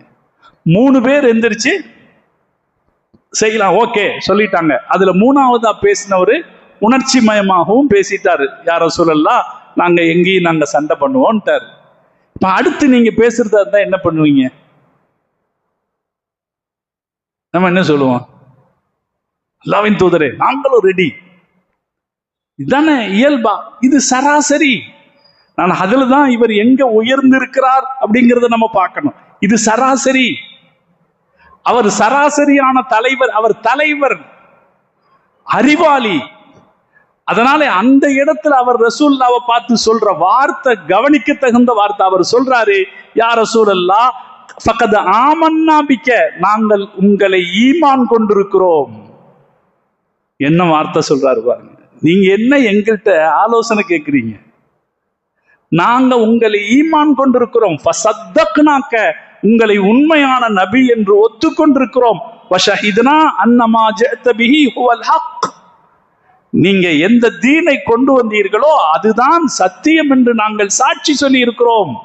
வஅதைனாக அலா ذلك உஹுதனா, நாங்கள் அதன் மீது உடன்படிக்கை எடுத்திருக்கிறோம். அதன் உறுதிப்பாட்டை நாங்கள் வெளிப்படுத்தி இருக்கிறோம். அல சம்இ வ தாஅ, உங்களுக்கு கட்டுப்படுவது என்று நாங்கள் உறுதியேற்று இருக்கிறோம். நீங்க என்ன எங்களை பார்த்து கேட்கிறீங்க? ஃபம்லி யா ரசூலல்லாஹ், நீங்க உங்க காரியத்தை நடத்துங்க. வல்லதி பஅஸக பில் ஹக், அல்லாஹுவின் மீது சத்தியமாக, லவிஸ்தஅரல்த பினா ஹாதல் பஹ்ர, இந்த கடலுக்குள் மூழ்குங்கள் என்று சொல்லி, ஃபகில்தஹு, நீங்கள் இறங்கினால், லகில்னாஹு மஅக, நாங்களும் உங்களோடு இறங்குவோம். மா தஹல்லஃப மின்னா ரஜுலுன் வாஹிதுன், எங்களில் ஒருவர் கூட பின்தங்கி நிற்க மாட்டார்கள். மாஷா அல்லாஹ். இது உணர்ச்சி இல்லைங்க, இது என்ன கிடையாது, உணர்ச்சி அல்ல, அறிவு தெளிவு. முஸ்லிம்கள்ட்ட இந்த உணர்ச்சி வசப்படுதலை விட தேவைப்படுறது என்னன்னா அறிவு தெளிவு தான். யார ரசூலல்லாஹ், நீங்க என்ன எங்களை கேட்டுக்கிட்டு இருக்கீங்க? நாங்க உங்களை ஈமான் அல்ல கொண்டிருக்கோம், நீங்க எங்க நபி அல்லவா, நீங்க எதுக்கு எங்களை கேட்கணும், சொல்லுங்கன்னு சொல்லுங்க, செய்யறோம். இந்த வார்த்தை ரசூலுல்லாவுக்கு எவ்வளவு ஒரு தலைவனுக்கு பின்னால காட்டு கத்தம் போட்டுக்கிட்டு வரக்கூடிய தொண்டனுகளை விட புத்திசாலியா இருக்கிற ஒரு தொண்டன் பெரும் பெரும் சக்தி, அறிவார்த்தமாயிருக்கிற ஒரு தொண்டன் பெரும் சக்தி. இப்ப நபி ஸல்லல்லாஹு அலைஹி வஸல்லம் அவங்க இப்படி ஒரு வார்த்தையை கேட்ட உடனே அவங்க எவ்வளவு சந்தோஷம் அடைஞ்சிருப்பாங்க. ரசூல் ஸல்லல்லாஹு அலைஹி வஸல்லம் அவங்க அவருக்காக துஆ செய்தார்கள். ஸல்லல்லாஹு அலைஹி வஸல்லம் அவங்க அவருடைய பரக்கத்துக்காக ஸல்லல்லாஹு அலைஹி வஸல்லம் அவங்க துஆ செய்தாங்க. அதுக்கப்புறம் சொன்னாங்க, ஃபம்லவ் பிஸ்மில்லா, அல்லாஹ் பேரால நடங்க அப்படின்னாங்க. அப்ப அவங்க ஒரு இடத்துல தங்கி இருந்தாங்க. அங்கிருந்து தான் அபூ சுஃபியானுடைய தகவல் வருதான்னு கேட்டுட்டு கிடைக்காத போது இப்படி முடிவு செய்தாங்க. ரசூல் ஸல்லல்லாஹு அலைஹி வஸல்லம் அவங்க, சரி சீரு அபுஷிரு, நடங்க, ஃபஇன்னல்லாஹ கத் வஅதனி இஹ்த தாயிஃபத்தைன், ரெண்டில் ஒன்றை அல்லாஹ் தருவதாக எனக்கு வாக்களிச்சிருக்கான், வாங்க போலான்னு ரசூலுல்லாஹ் அப்போ ஒரு வார்த்தை சொன்னாங்க. வல்லாஹி லக அன்னியல் ஆன் அன்துரு இலா மசாரி அல் கௌம், நான் நின்று கொண்டிருக்கிற இந்த இடத்திலிருந்து எதிரிகள் வெட்டப்பட்டு கிடக்கிற இடங்களை நான் பார்க்கிறேன். ஸல்லல்லாஹு அலைஹி வஸல்லம் சொல்றாங்க, இங்க இருந்து நான் பார்க்கிறேன் எதிரிகள் யார் யார் எங்கு விழுந்து கிடக்கிறார்கள் என்பதை நான் பார்க்கிறேன், கிளம்புங்க என்று ஸல்லல்லாஹு அலைஹி வஸல்லம் அவர்கள் சொன்னார்கள். ஸல்லல்லாஹு அலைஹி வஸல்லம் சொல்லிட்டு சஹாபாக்களை எல்லாம் கிளப்பிட்டாங்க.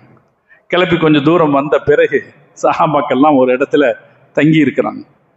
ஏன்னா அப்பவும் கூட என்ன வரலன்னா, எவ்வளவு பேர் உறுதியா இருக்கிறா, அபூ ஜஹல் தானா அப்படிங்கிற செய்தி எல்லாம் தெரியல. இவங்க வர்றாங்க அப்படின்னு தெரியுது, எந்த இடத்துல வந்து தங்கி இருக்காங்கன்றது தெரியல. ரசூலுல்லாஹ்வும் அபூபக்கர் சித்திக் ரலியல்லாஹு தஆலா அன்ஹுவும் ரெண்டு பேர் மட்டும் என்ன நிலைமை நடக்குதுன்னு பார்க்கலான்னு வெளியே வர்றாங்க. வரும்போது ஒரு கிழவர் அந்த பக்கமா வர்றாரு. அவர்கிட்ட ரசூலுல்லாஹ் கேட்கிறாங்க, இந்த படையை பத்தி ஏதாவது செய்தி தெரிஞ்சிச்சா, அவங்க எந்த இடத்துக்கு வந்திருக்காங்கன்ற செய்தி தெரிஞ்சிச்சா அப்படின்னு கேட்கிறாங்க. இப்ப அவர் கேட்கிறாரு, நீங்க யாரு, மன்னன் துமா, நீங்க ரெண்டு பேர் யார்? இப்ப ஸல்லல்லாஹு அலைஹி வஸல்லம் சொன்னாங்க, நீங்க முதல்ல சொல்லுங்க, அதுக்கப்புறம் நாங்க சொல்றோம். அவங்க எங்க அப்படின்னு சொல்லுங்க, நாங்க சொல்றோம். அப்ப அவர் சொல்றாரு, நான் கேள்விப்பட்டேன் முஹம்மது இந்த பக்கமா வர்றாரு, அபூ ஜஹலுடைய ஆட்களும் இந்த பக்கமா வர்றாங்கன்னு கேள்விப்பட்டேன். நான் கேள்விப்பட்டது கரெக்டா இருக்கும்னா முஹம்மது இந்நேரம் இந்த இடத்துல இருப்பார், அபூ ஜஹல் அந்த இடத்துல இருப்பார். நான் கேள்விப்பட்டது கரெக்டா இருக்கும்னா இப்படி நடக்கும் அப்படின்னாரு. அப்படி சொல்லிட்டு அவர் திருப்பியும் கேட்டாரு, நீங்க ரெண்டு பேர் யாரு, ரெண்டு பேர் யாருன்னு கேட்டாரு. ரசூலுல்லாஹ் பதில் சொன்னாங்க, ரொம்ப உஷார். அந்த எங்க யுத்த காலத்துல எப்பவும் நம்ம செய்திகளை பரிமாறும் போது கவனமா இருக்கணும். அதனால ரசூல் ஸல்லல்லாஹு அலைஹி வஸல்லம் யாருன்னு சொல்லாம நஹ்னு மிம்மா அப்படின்ட்டாங்க. மானா அது கிணறு இருக்கிற இடத்துக்கு சொல்றது, பிரபலமா பெரிய ஆறுகள் கிணறு இருக்கிற இடத்துக்கு சொல்றது. இன்னொரு அர்த்தம் வரும், எல்லாரும் மனிதர்கள் தண்ணீரிலிருந்து தானே படைக்கப்பட்டவங்க. ரசூலுல்லாஹ் நாங்க தண்ணீரிலிருந்து படைக்கப்பட்ட மனிதர்கள்ங்கிற அர்த்தத்துல சொல்லிட்டு வந்துட்டாங்க. அவர் என்ன நினைச்சுக்கிட்டாருன்னா மான்னு ஒரு ஊருன்னு நினைச்சுக்கிட்டாரு. ரசூலுல்லாஹ் அந்த இடத்தை விட்டு கடந்து போனதுக்கு அப்புறம் தான் அவருக்கு யோசனை வருது, எந்த மா சொன்னீங்க அப்படின்னு யோசனை வருது. அதுக்குள்ள ரசூலுல்லாஹ் கடந்துட்டாங்க. ரசூலுல்லாஹ்வுக்கு தெரிஞ்சு போச்சு, இந்த பகுதியினுடைய ஒரு முனையில் அவர்கள் வந்து விட்டார்கள் என்பது தெரிந்து விட்டது. அந்த நேரத்துல ஒரு மழை பொழிந்தது, ஒரு மழை பொழிஞ்சது. அந்த மழை முஸ்லிம்கள் சஹாபாக்களுக்கெல்லாம் ரொம்ப சந்தோஷமாக இருந்தது. அந்த சந்தர்ப்பத்துல நபி ஸல்லல்லாஹு அலைஹி வஸல்லம் அவங்க ஒரு ஒரு பகுதியில் போய் நேராக வேகமாக போய் ஸல்லல்லாஹு நினைச்சாங்க, பத்ரு இருக்கிற பகுதியை போய் வேகமாக பிடிச்சிருவோம். அங்கே ஒரு தண்ணீர் இருக்கிற கிணறு இருக்குது, அந்த இடத்துக்கு போய் சீக்கிரமா அந்த இடத்த பிடிச்சிட்டோம்னா மற்றவங்களுக்கு முன்னாடி நம்ம அந்த இடத்துக்கு போய் சேர்ந்துடலான்னு சஹாபாக்களை வேகமா அந்த இடத்துக்கு வர சொன்னோம். அங்க வந்து நபி ஸல்லல்லாஹு அலைஹி வஸல்லம் அவங்க தங்குறாங்க. தங்குகிற போது ஒருத்தர் ஹப்பாப் இப்னுல் முன்திர் ரலியல்லாஹு தஆலா, இன்னைக்கு நம்மளுடைய பயானுடைய சப்ஜெக்டே இவர் தான். ஹப்பாப் இப்னுல் முன்திர் ரலியல்லாஹு தஆலாங்கிற சஹாபி ரசூல் ஸல்லல்லாஹு அலைஹி வஸல்லம் கிட்ட பேசுகிறார். அல்லாஹ்வின் தூதரே, இந்த இடத்தை நீங்க தேர்ந்தெடுத்திருக்கீங்களே, இது அல்லாஹ் தீர்மானிச்ச ஏற்பாடா? அப்படின்னா நாம ஒரு அடி கூட அந்த பக்கம் போக முடியாது. அல்லது உங்களுடைய போர் திட்டமா என்று கேட்கிறார். என்ன அழகா கேட்கிறார் பாருங்க. இது அல்லாஹ் தீர்மானிச்ச இடமா அல்லது உங்களுடைய போர் திட்டமா என்று கேட்டார். ஹப்பாப் இப்னுல் முன்திர் ரலியல்லாஹு, பெரிய அறிவாளி. நம்ம அறிவாளிகளுடைய பட்டியல் தான் பார்த்துட்டு வர்றோம். பத்ர் யுத்தத்துல 2 அறிவாளிகள் இருக்காங்க. அந்த 2 அறிவாளிகளுடைய அந்த அறிவாளிகளுடைய ஆலோசனைகள் எப்படி செயல்படுத்தப்பட்டது அப்படிங்கிறது அந்த யுத்தத்தின் வெற்றியையும் தோல்வியையும் தீர்மானிக்கிறது. வரலாற்றில் அது பெரிய பாடம். அது என்னைக்கும் நமக்கு அறிவாளிகளுடைய துணை தேவை. அவர்களுடைய ஆலோசனைகளை நம்ம ஏத்துக்கணும். அப்படி ஏற்றுக்கொள்ளும் போது அல்லாஹ் நமக்கு அதுல வெற்றியை வச்சிருப்பான். அல்லாஹ் முஸ்லிம்களுக்கு சொல்றான், ரசூலுல்லாஹ்வுக்கு சொன்னா வஷாவிருஹும் ஃபில் அம்ரு. யார்கிட்ட சொல்றான்? ரசூலுல்லாஹ்ட்ட அல்லாஹ் சொல்றான், வஷாவிருஹும் ஃபில் அம்ரு, நீங்கள் மக்களிடத்தில் சஹாபாக்களிடத்தில் முக்கியமான காரியங்களில் ஆலோசனை செய்யுங்கள்ங்கிறான். ரசூலுல்லாஹ்வுக்கு அல்லாஹ்ட்ட இருந்து நேரடி வஹி வருது. இப்ப அவங்க யாருக்கிட்டையும் கேட்க வேண்டியது இல்லை. ஆனா அல்லாஹ் ரசூலுல்லாஹ்வுக்கு சொன்னா இதை, அதை ரசூலுல்லாஹ் வாழ்க்கையெல்லாம் பயன்படுத்தினாங்க. பல முக்கியமான கட்டத்துல ரசூலுல்லாஹ் ஆலோசனை கேட்டாங்க. அப்படி ஆலோசனை கேட்ட போதெல்லாம் பெரும்பாலும் இளைஞர்களிடத்தில் கேட்டார். இன்னொரு செய்தி, அது 2வது செய்தி, பெரும்பாலும் இளைஞர்களிடத்தில் ஆலோசனை கேட்டாங்க. ஏன்னா இளைஞர்களுடைய ஆலோசனைகள் புதுமையானதாக இருக்கும், ஒரு பக்க சார்பு இல்லாததாக இருக்கும். அப்படிங்கிறதுனால இளைஞர்கள்ட்ட ஆலோசனை கேட்காங்க. ரசூலுல்லாஹ் இங்க வந்து தங்கி இருக்கிற போது ஹப்பாப் இப்னுல் முன்திர் ரலியல்லாஹு தஆலா அன்ஹு வந்து ரசூலுல்லாஹ்ட்ட கேட்கிறார், யா ரசூலல்லாஹ், இது அல்லாஹ் இறக்கிய இடமா இல்லது உங்களுடைய தீர்மானமா? ரசூலுல்லாஹ் சொன்னாங்க, பல் ஹுவர் ரஅய் வல் ஹர்பு வல் மக்கீதா, இது என்னுடைய திட்டம் தான், இது ஒரு போர் திட்டம் தான் ரசூலுல்லாஹ் சொன்னாங்க. அப்ப அவர் சொன்னாரு, யா ரசூலல்லாஹ், ஃபஇன்ன ஹாதா லைஸ பிமன்சில், அல்லாஹ்வின் தூதரே, இது தங்குவதற்கு ஏற்ற இடம் இல்லை, இது தங்குறதுக்கு ஏற்ற இடம் இல்ல. வலாக்கின் இன்ஹல் ஹத்தா தஜல், நீங்க இன்னும் உள்ள போங்க. பத்ருக்கு வந்து பத்ர் வாசல்ல கிடைச்சிருக்கிற முதல் கிணத்துலயே நீங்க நிக்கிறீங்க, இங்க வேண்டாம், இன்னும் உள்ள போங்க.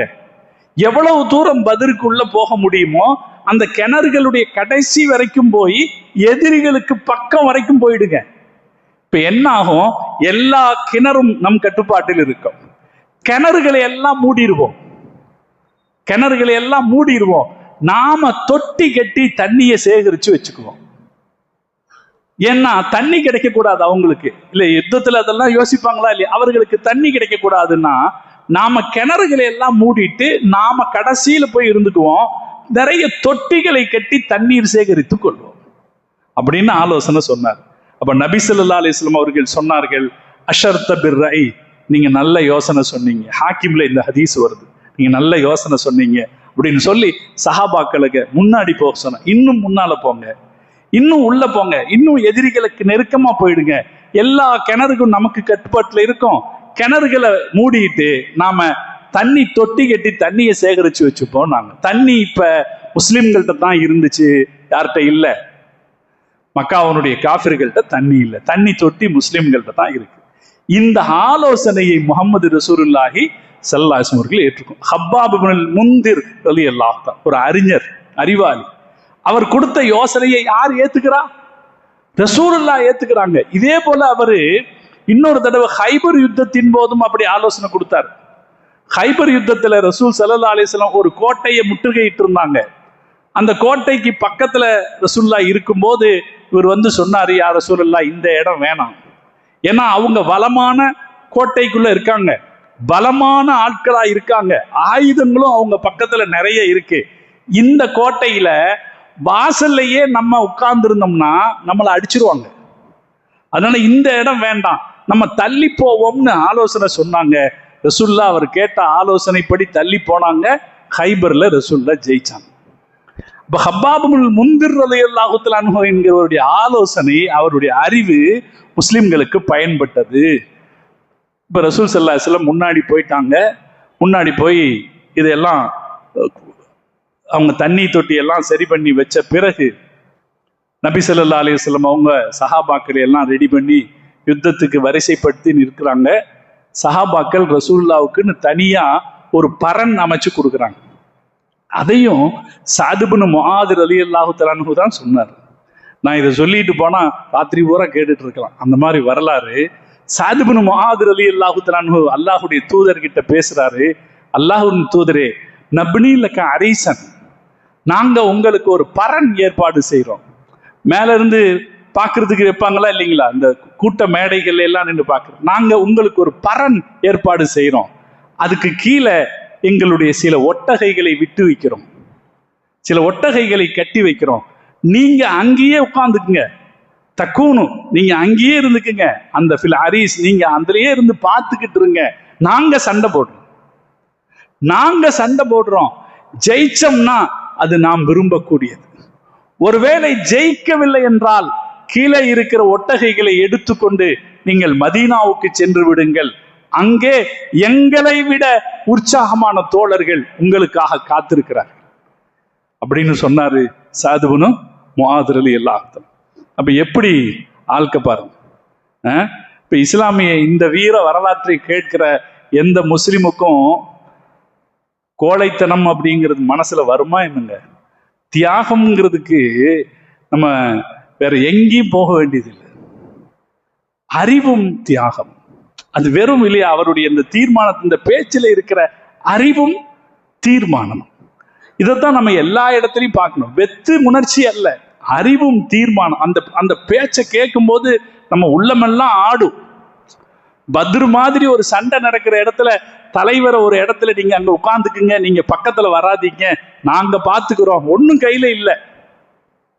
கையில ஒண்ணும் இல்ல, நாங்க பாத்துக்கிறோம், ஜெயிச்சா சந்தோஷம், ஜெயிக்காட்டி நீங்க தப்பிச்சு போயிருங்க அப்படின்னு சொல்ற அந்த எண்ணமும் தைரியமும் அசாதாரணமானது. சஅத் இப்னு முஆத் ரலியல்லாஹு தஆலா அன்ஹு அப்படி சொன்னாங்க. ரசூலுல்லாஹ் அவருக்காக நிறைய துஆ செய்தாங்க.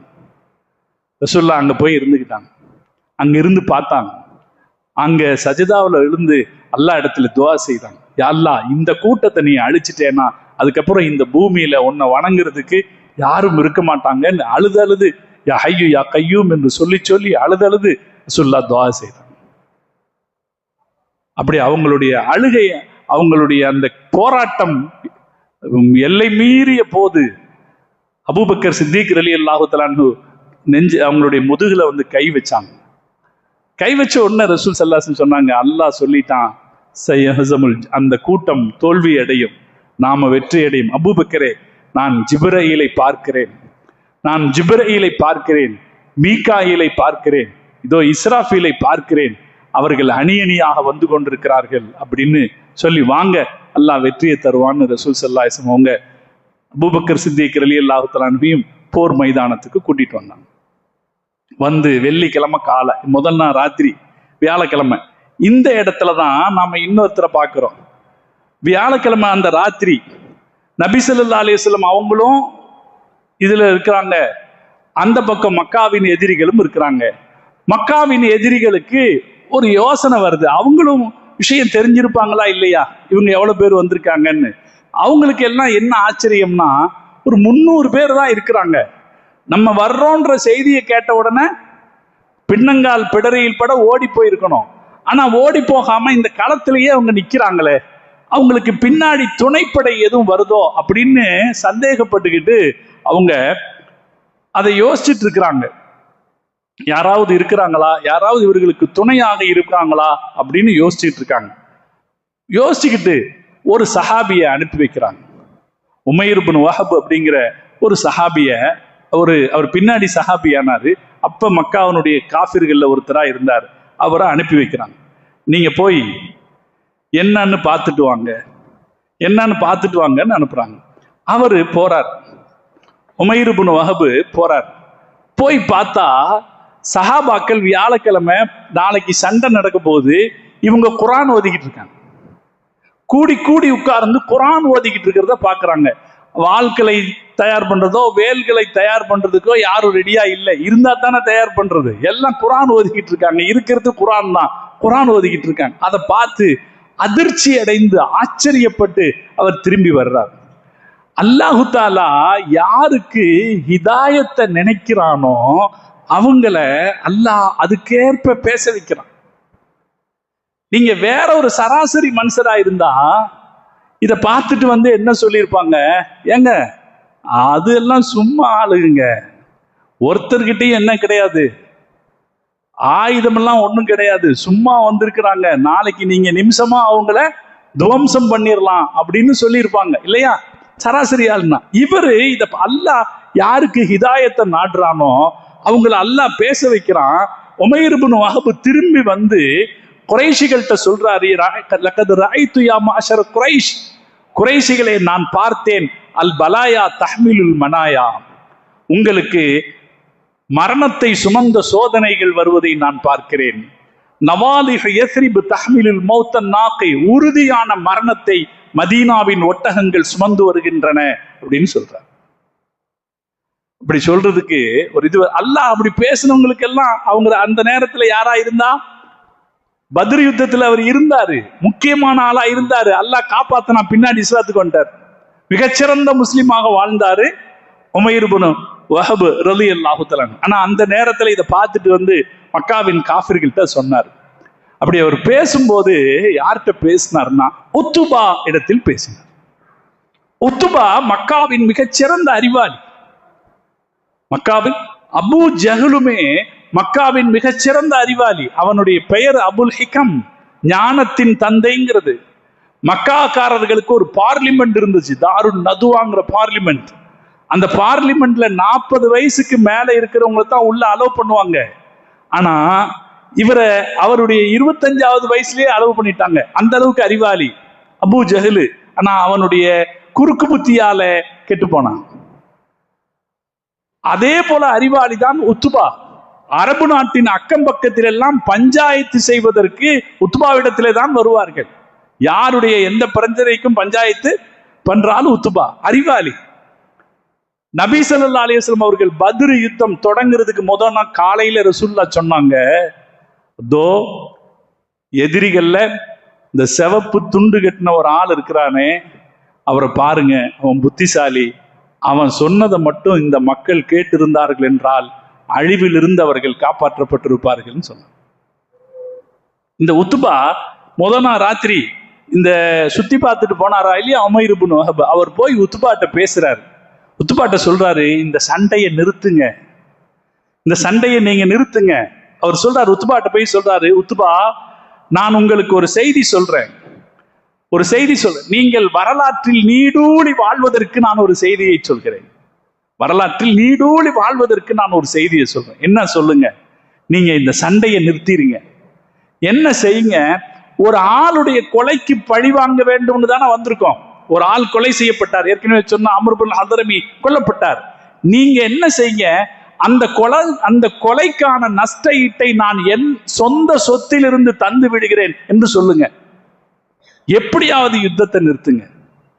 உத்துபா கிட்ட அவர் சொல்றார், அந்த கொலைக்கு படுகொலைக்கு என்ன நஷ்ட ஈடோ அந்த நஷ்ட ஈட்டை என் சொத்திலிருந்து நான் தந்து விடுகிறேன்னு சொல்லுங்க, இந்த சண்டையை நிறுத்துங்க. அப்போ உத்துபா சொல்றாரு, நீங்க சாட்சியா இருங்க. இவரை சொல்ற, நீங்க சாட்சியா இருங்க, நான் கொடுத்துட்றேன், என் காசுல இருந்து நான் கொடுத்துட்றேன், என் காசுல இருந்து நான் கொடுத்துட்றேன். யுத்தத்தை நிறுத்துறதுக்கு அபூ ஜஹல் கிட்ட போய் பேசுங்க அப்படின்னு. அவர் நேரம் அபூ ஜஹல் கிட்ட வந்தார்.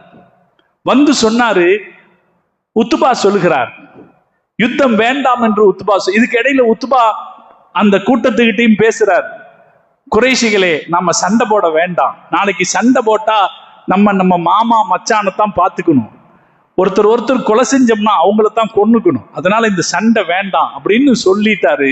இவர் நேரா போய் அபூ ஜஹல் கிட்ட பேசுறார், உமைர் இப்னு வஹப் போய் பேசுறார், இப்படி சொல்றாரு உத்துபா வேணாங்கிறார். அவன் என்ன செய்யறான், அவன் தொடநடுங்கின்னு சொல்லிடுறான். உத்பா ஒரு தொடநடுங்கி. உத்பாவுடைய மகன் அபு ஹுதைஃபா முஸ்லிம் ஆயிட்டார். அவர் எங்க இருக்கிறாரு? முஸ்லிம்களுடைய அணியில் இருக்கார். தம் மகனை பார்த்திருப்பாரு உத்பா, இந்த இடத்துல மகனை பார்த்திருப்பாரு. உடனே அவருக்கு அவருடைய இதயம் துடிச்சிருக்கும். அதனால வேண்டாங்கிறாரு, கோழை அப்படின்ற மாதிரி சொன்னார். கோழைன்னு சொன்னதுன்னு உத்பாவுக்கு அது தாங்க முடியல. உத்பா உடனே சொன்னாரு, நான் கோழையா அவன் கோழையா, நாளைக்கு நடக்கிற சண்டையில பார்த்துக்கலாம். என்ன ஆகி போச்சு? பிளேட் அப்படியே திரும்பிருச்சு. யுத்தம் வேண்டான்னு சொன்ன ஆளு, நான் அந்த நஷ்ட ஈட்டை ஏற்றுக்கொள்கிறேன்னு சொன்ன ஆளு கேட்காம நாளைக்கு சண்டைக்கு நான் ரெடி அப்படின்னு சொல்லி சண்டையில இறங்கினார். அதைத்தான் அடுத்த நாள் காலையில நபி ஸல்லல்லாஹு அலைஹி வஸல்லம் அவர்கள் சொல்லி காட்டினார்கள். இந்த அறிவாளியினுடைய பேச்சை மட்டும் இவங்க கேட்டிருந்தாங்கன்னா இந்த அழிவை அவர்கள் சந்தித்திருக்க மாட்டார்கள். நபி ஸல்லல்லாஹு அலைஹி வஸல்லம் அவர்கள் ஹப்பாப் இப்னுல் முன்திர் ரலியல்லாஹு தஆலா அன்ஹுங்கிற அறிவாளியினுடைய பேச்சை கேட்டாங்க, நபியாக இருந்தோம். அபூ ஜஹல் அறிவாளி சொன்ன பேச்ச கேட்கல, அவர் பெரிய ஆளாக இருந்தார். கேட்காததனால் அவர்கள் தோல்வியை சந்தித்தார்கள். முஸ்லிம்கள் மிகப்பெரிய வெற்றியை சந்தித்தார்கள். அடுத்த நாள் பெரிய சண்டை, வெள்ளிக்கிழமை காலையில ஒரு பெரிய சண்டை, வரலாற்றில் மிக ஆழ்ந்த பாதிப்பை ஏற்படுத்திய ஒரு பெரிய சண்டை நடந்தது. கொஞ்ச நேரத்தில் அந்த சண்டை மிகப்பெரிய வெற்றியை கொடுத்தது. முஸ்லிம்கள்ல 14 பேர் மட்டும் ஷஹீதானார்கள். மக்காவினுடைய காஃபிர்கள்ல 70 பேர் கொல்லப்பட்டார்கள். 70 பேர் கைதிகளாக சிக்கினார்கள். சூரியன் உதயமாகி கொஞ்ச நேரத்தில் தொடங்கிய யுத்தம் சூரியன் ஒரு ஈட்டி அளவு வருவதற்குள்ளாக முடிந்து போனது. முஸ்லிம்கள் மிகப்பெரிய வெற்றியை பெற்றார்கள். அந்த யுத்தத்தில் முஸ்லிம்கள் காட்டிய தீரம் அலாதியானது. அந்த தீரம் அலாதியானது. நபி ஸல்லல்லாஹு அலைஹி வஸல்லம் அவர்கள் ஒரு கட்டத்தில் தோழர்களை இங்க சண்டைக்கு நீங்க அடர்ந்தேறி ஏறி போய் நீங்கள் தாக்குதல் தொடுங்க அப்படின்னு சொல்லும் போது ஒரு சஹாபி பேரிச்சம்பழம் சாப்பிட்டுக்கிட்டு இருக்கார். பேரிச்சம்பழம் சாப்பிட்டுக்கிட்டு இருந்த ஒரு பஹ் ஆஹா ஆஹா அப்படிங்கிறார். நபி ஸல்லல்லாஹு அலைஹி வஸல்லம் கேட்டாங்க, என்ன ஆஹா ஆஹா சொல்றீங்க? இல்ல, நீங்க சொர்க்கத்தை பத்தி சொன்னீங்க, சொர்க்கம் அவ்வளவு பிரம்மாண்டமானதுன்னு சொன்னீங்க, அது எனக்கு ரொம்ப உற்சாகத்தை தருது அப்படின்னாரு. உடனே கையில, அப்படியா, அந்த சொர்க்கம் எப்ப கிடைக்கும்? அல்லாஹுக்காக ஜிஹாது செஞ்சா சொர்க்கம் கிடைக்கும். கையில வச்சிருந்த பேரிச்சம்பழத்தை தூர வீசிட்டு, எனக்கு இதை விட ஷஹாதத்து பெருசு என்று சொல்லி யுத்தகலத்தில் இறங்கினார், ஷஹீதாகிவிட்டார். இன்னொரு சஹாபி நபி ஸல்லல்லாஹு அலைஹி வஸல்லம் கேட்டார், அல்லாஹுவின் தூதரே, அல்லாஹுவை சிரிக்க வைக்கக்கூடியது எது? எது அல்லாஹ்வை சிரிக்க வைக்கும்? ரசூல் ஸல்லல்லாஹு அலைஹி வஸல்லம் சொன்னாங்க, நிராயுத பாணியாக எதிரிகளை எதிர்கொண்டு போபவர்கள் அல்லாஹ் அவர்களை பார்த்து சிரிக்கிறான். நிராயுத பாணிகளாக எதிரிகளை எதிர்கொண்டு போகிறவர்களை பார்த்து அல்லாஹ் சிரிக்கிறான். காரணம், உலகம் அவரை பார்த்து சிரிக்கும் ஏமாலின்னு, நான் அல்லாஹ் அவர் பார்த்து சிரிக்கிறான், இவர் எவ்வளவு பெரிய சொர்க்கத்துக்கு சொந்த போகிறார், அவரை பார்த்து அல்லாஹ் சிரிக்கிறான் என்று ஸல்லல்லாஹு அலைஹி வஸல்லம் சொன்ன உடனே அவர் போட்டிருந்த கவச ஆடையை களைந்து எரிந்து விட்டு உள்ளே போனார், ஷஹீதாகிவிட்டார். மொத்தம் 14 பேர் அப்படி ஷஹீதானார்கள் முஸ்லிம்கள் தரப்பிலிருந்து. அதில் 13 பேர் அங்கேயே ஷஹீதானார்கள். ஒருவர் மட்டும் வர்ற வழியில ஷஹீதானார், மீதி 13 பேர் அங்கே ஷஹீதானார்கள். அல்லாஹ் மிகப்பெரிய வெற்றியை முஸ்லிம்களுக்கு கொடுத்தான். அந்த வெற்றி இன்று வரைக்கும் இஸ்லாம் நின்று வாழ்வதற்கு காரணமாக இருக்கிறது. பத்ர் யுத்தம் தான் நம்ம எல்லாம் இன்னைக்கு முஸ்லிம்களா இருக்கிறதுக்கு காரணம். உலகத்தில் எந்த பகுதியிலும் இஸ்லாம் இன்றைக்கு இருக்கிறது என்றால் அதற்கு காரணம் யார் தான்? பத்ர் சுஹதாக்கள் தான். அதனால தான் பத்ர் சுஹதாக்களுக்கு அவ்வளவு முக்கியத்துவத்தை எந்த வகையான நம்பிக்கையும் இல்லாமல், உத்தரவாதத்திற்கான வாய்ப்புகளும் இல்லாமல், அல்லாஹுவையும் அல்லாஹ்வுடைய தூதரையும் மட்டுமே நம்பிய உறுதியான நம்பிக்கையில் இந்த யுத்தத்தில் இறங்கியவர்கள், அல்லாஹ்வுக்கும் அல்லாஹ்வுடைய தூதருக்கும் நன்மை செய்ய நினைத்தவர்கள், அவர்கள் மிகப்பெரிய வெற்றி அடைந்தார்கள் என்பதாலே மார்க்கம் அவர்களை காலமெல்லாம் கொண்டாடுகிறது. நம்ம இன்னைக்கும் நம்புறோம், இந்த சுஹதாக்களுடைய பேரை சொன்னா அல்லாஹ் நமக்கு ஈமானிய பலத்தை கொடுப்பான், நம்முடைய கஷ்டங்கள்ல இருந்து அல்லாஹ் நம்மளை பாதுகாப்பான், நமக்கு அல்லாஹு தாலா வெற்றியை கொடுப்பான் என்று இன்றைக்கும் நாம என்ன செய்கிறோம்? நம்புகிறோம். அல்லாஹு தாலா அந்த பத்ர் ஷஹீதுகளுடைய பரக்கத்தினாலே எல்லா வகையான ஈமானிய பரக்கத்துகளையும் அல்லாஹ் நமக்கு தந்தல் புரிவானாக. எல்லா வகையான சோதனைகளை விட்டும் அல்லாஹ் நம்மையும் நம்முடைய குடும்பத்தாரையும் பாதுகாத்தல் புரிவானாக.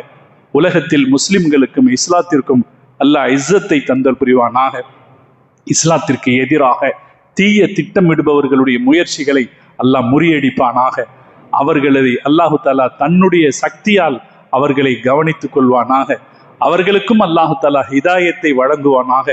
அவர்கள் ஹிதாயத்து பெறுவதற்கு வாய்ப்பில்லை என்று இருக்குமானால் அல்லாஹ் அவர்களை அழித்து விடுவானாக. அல்லாஹ் இஸ்லாத்தையும் முஸ்லிம்களையும் நிலைநாட்டி அருள் புரிவானாக என்று துஆ செய்து நிறைகிறேன். வ ஆகிரு தஅவானா அனில் ஹம்துலில்லாஹி ரப்பில் ஆலமீன்.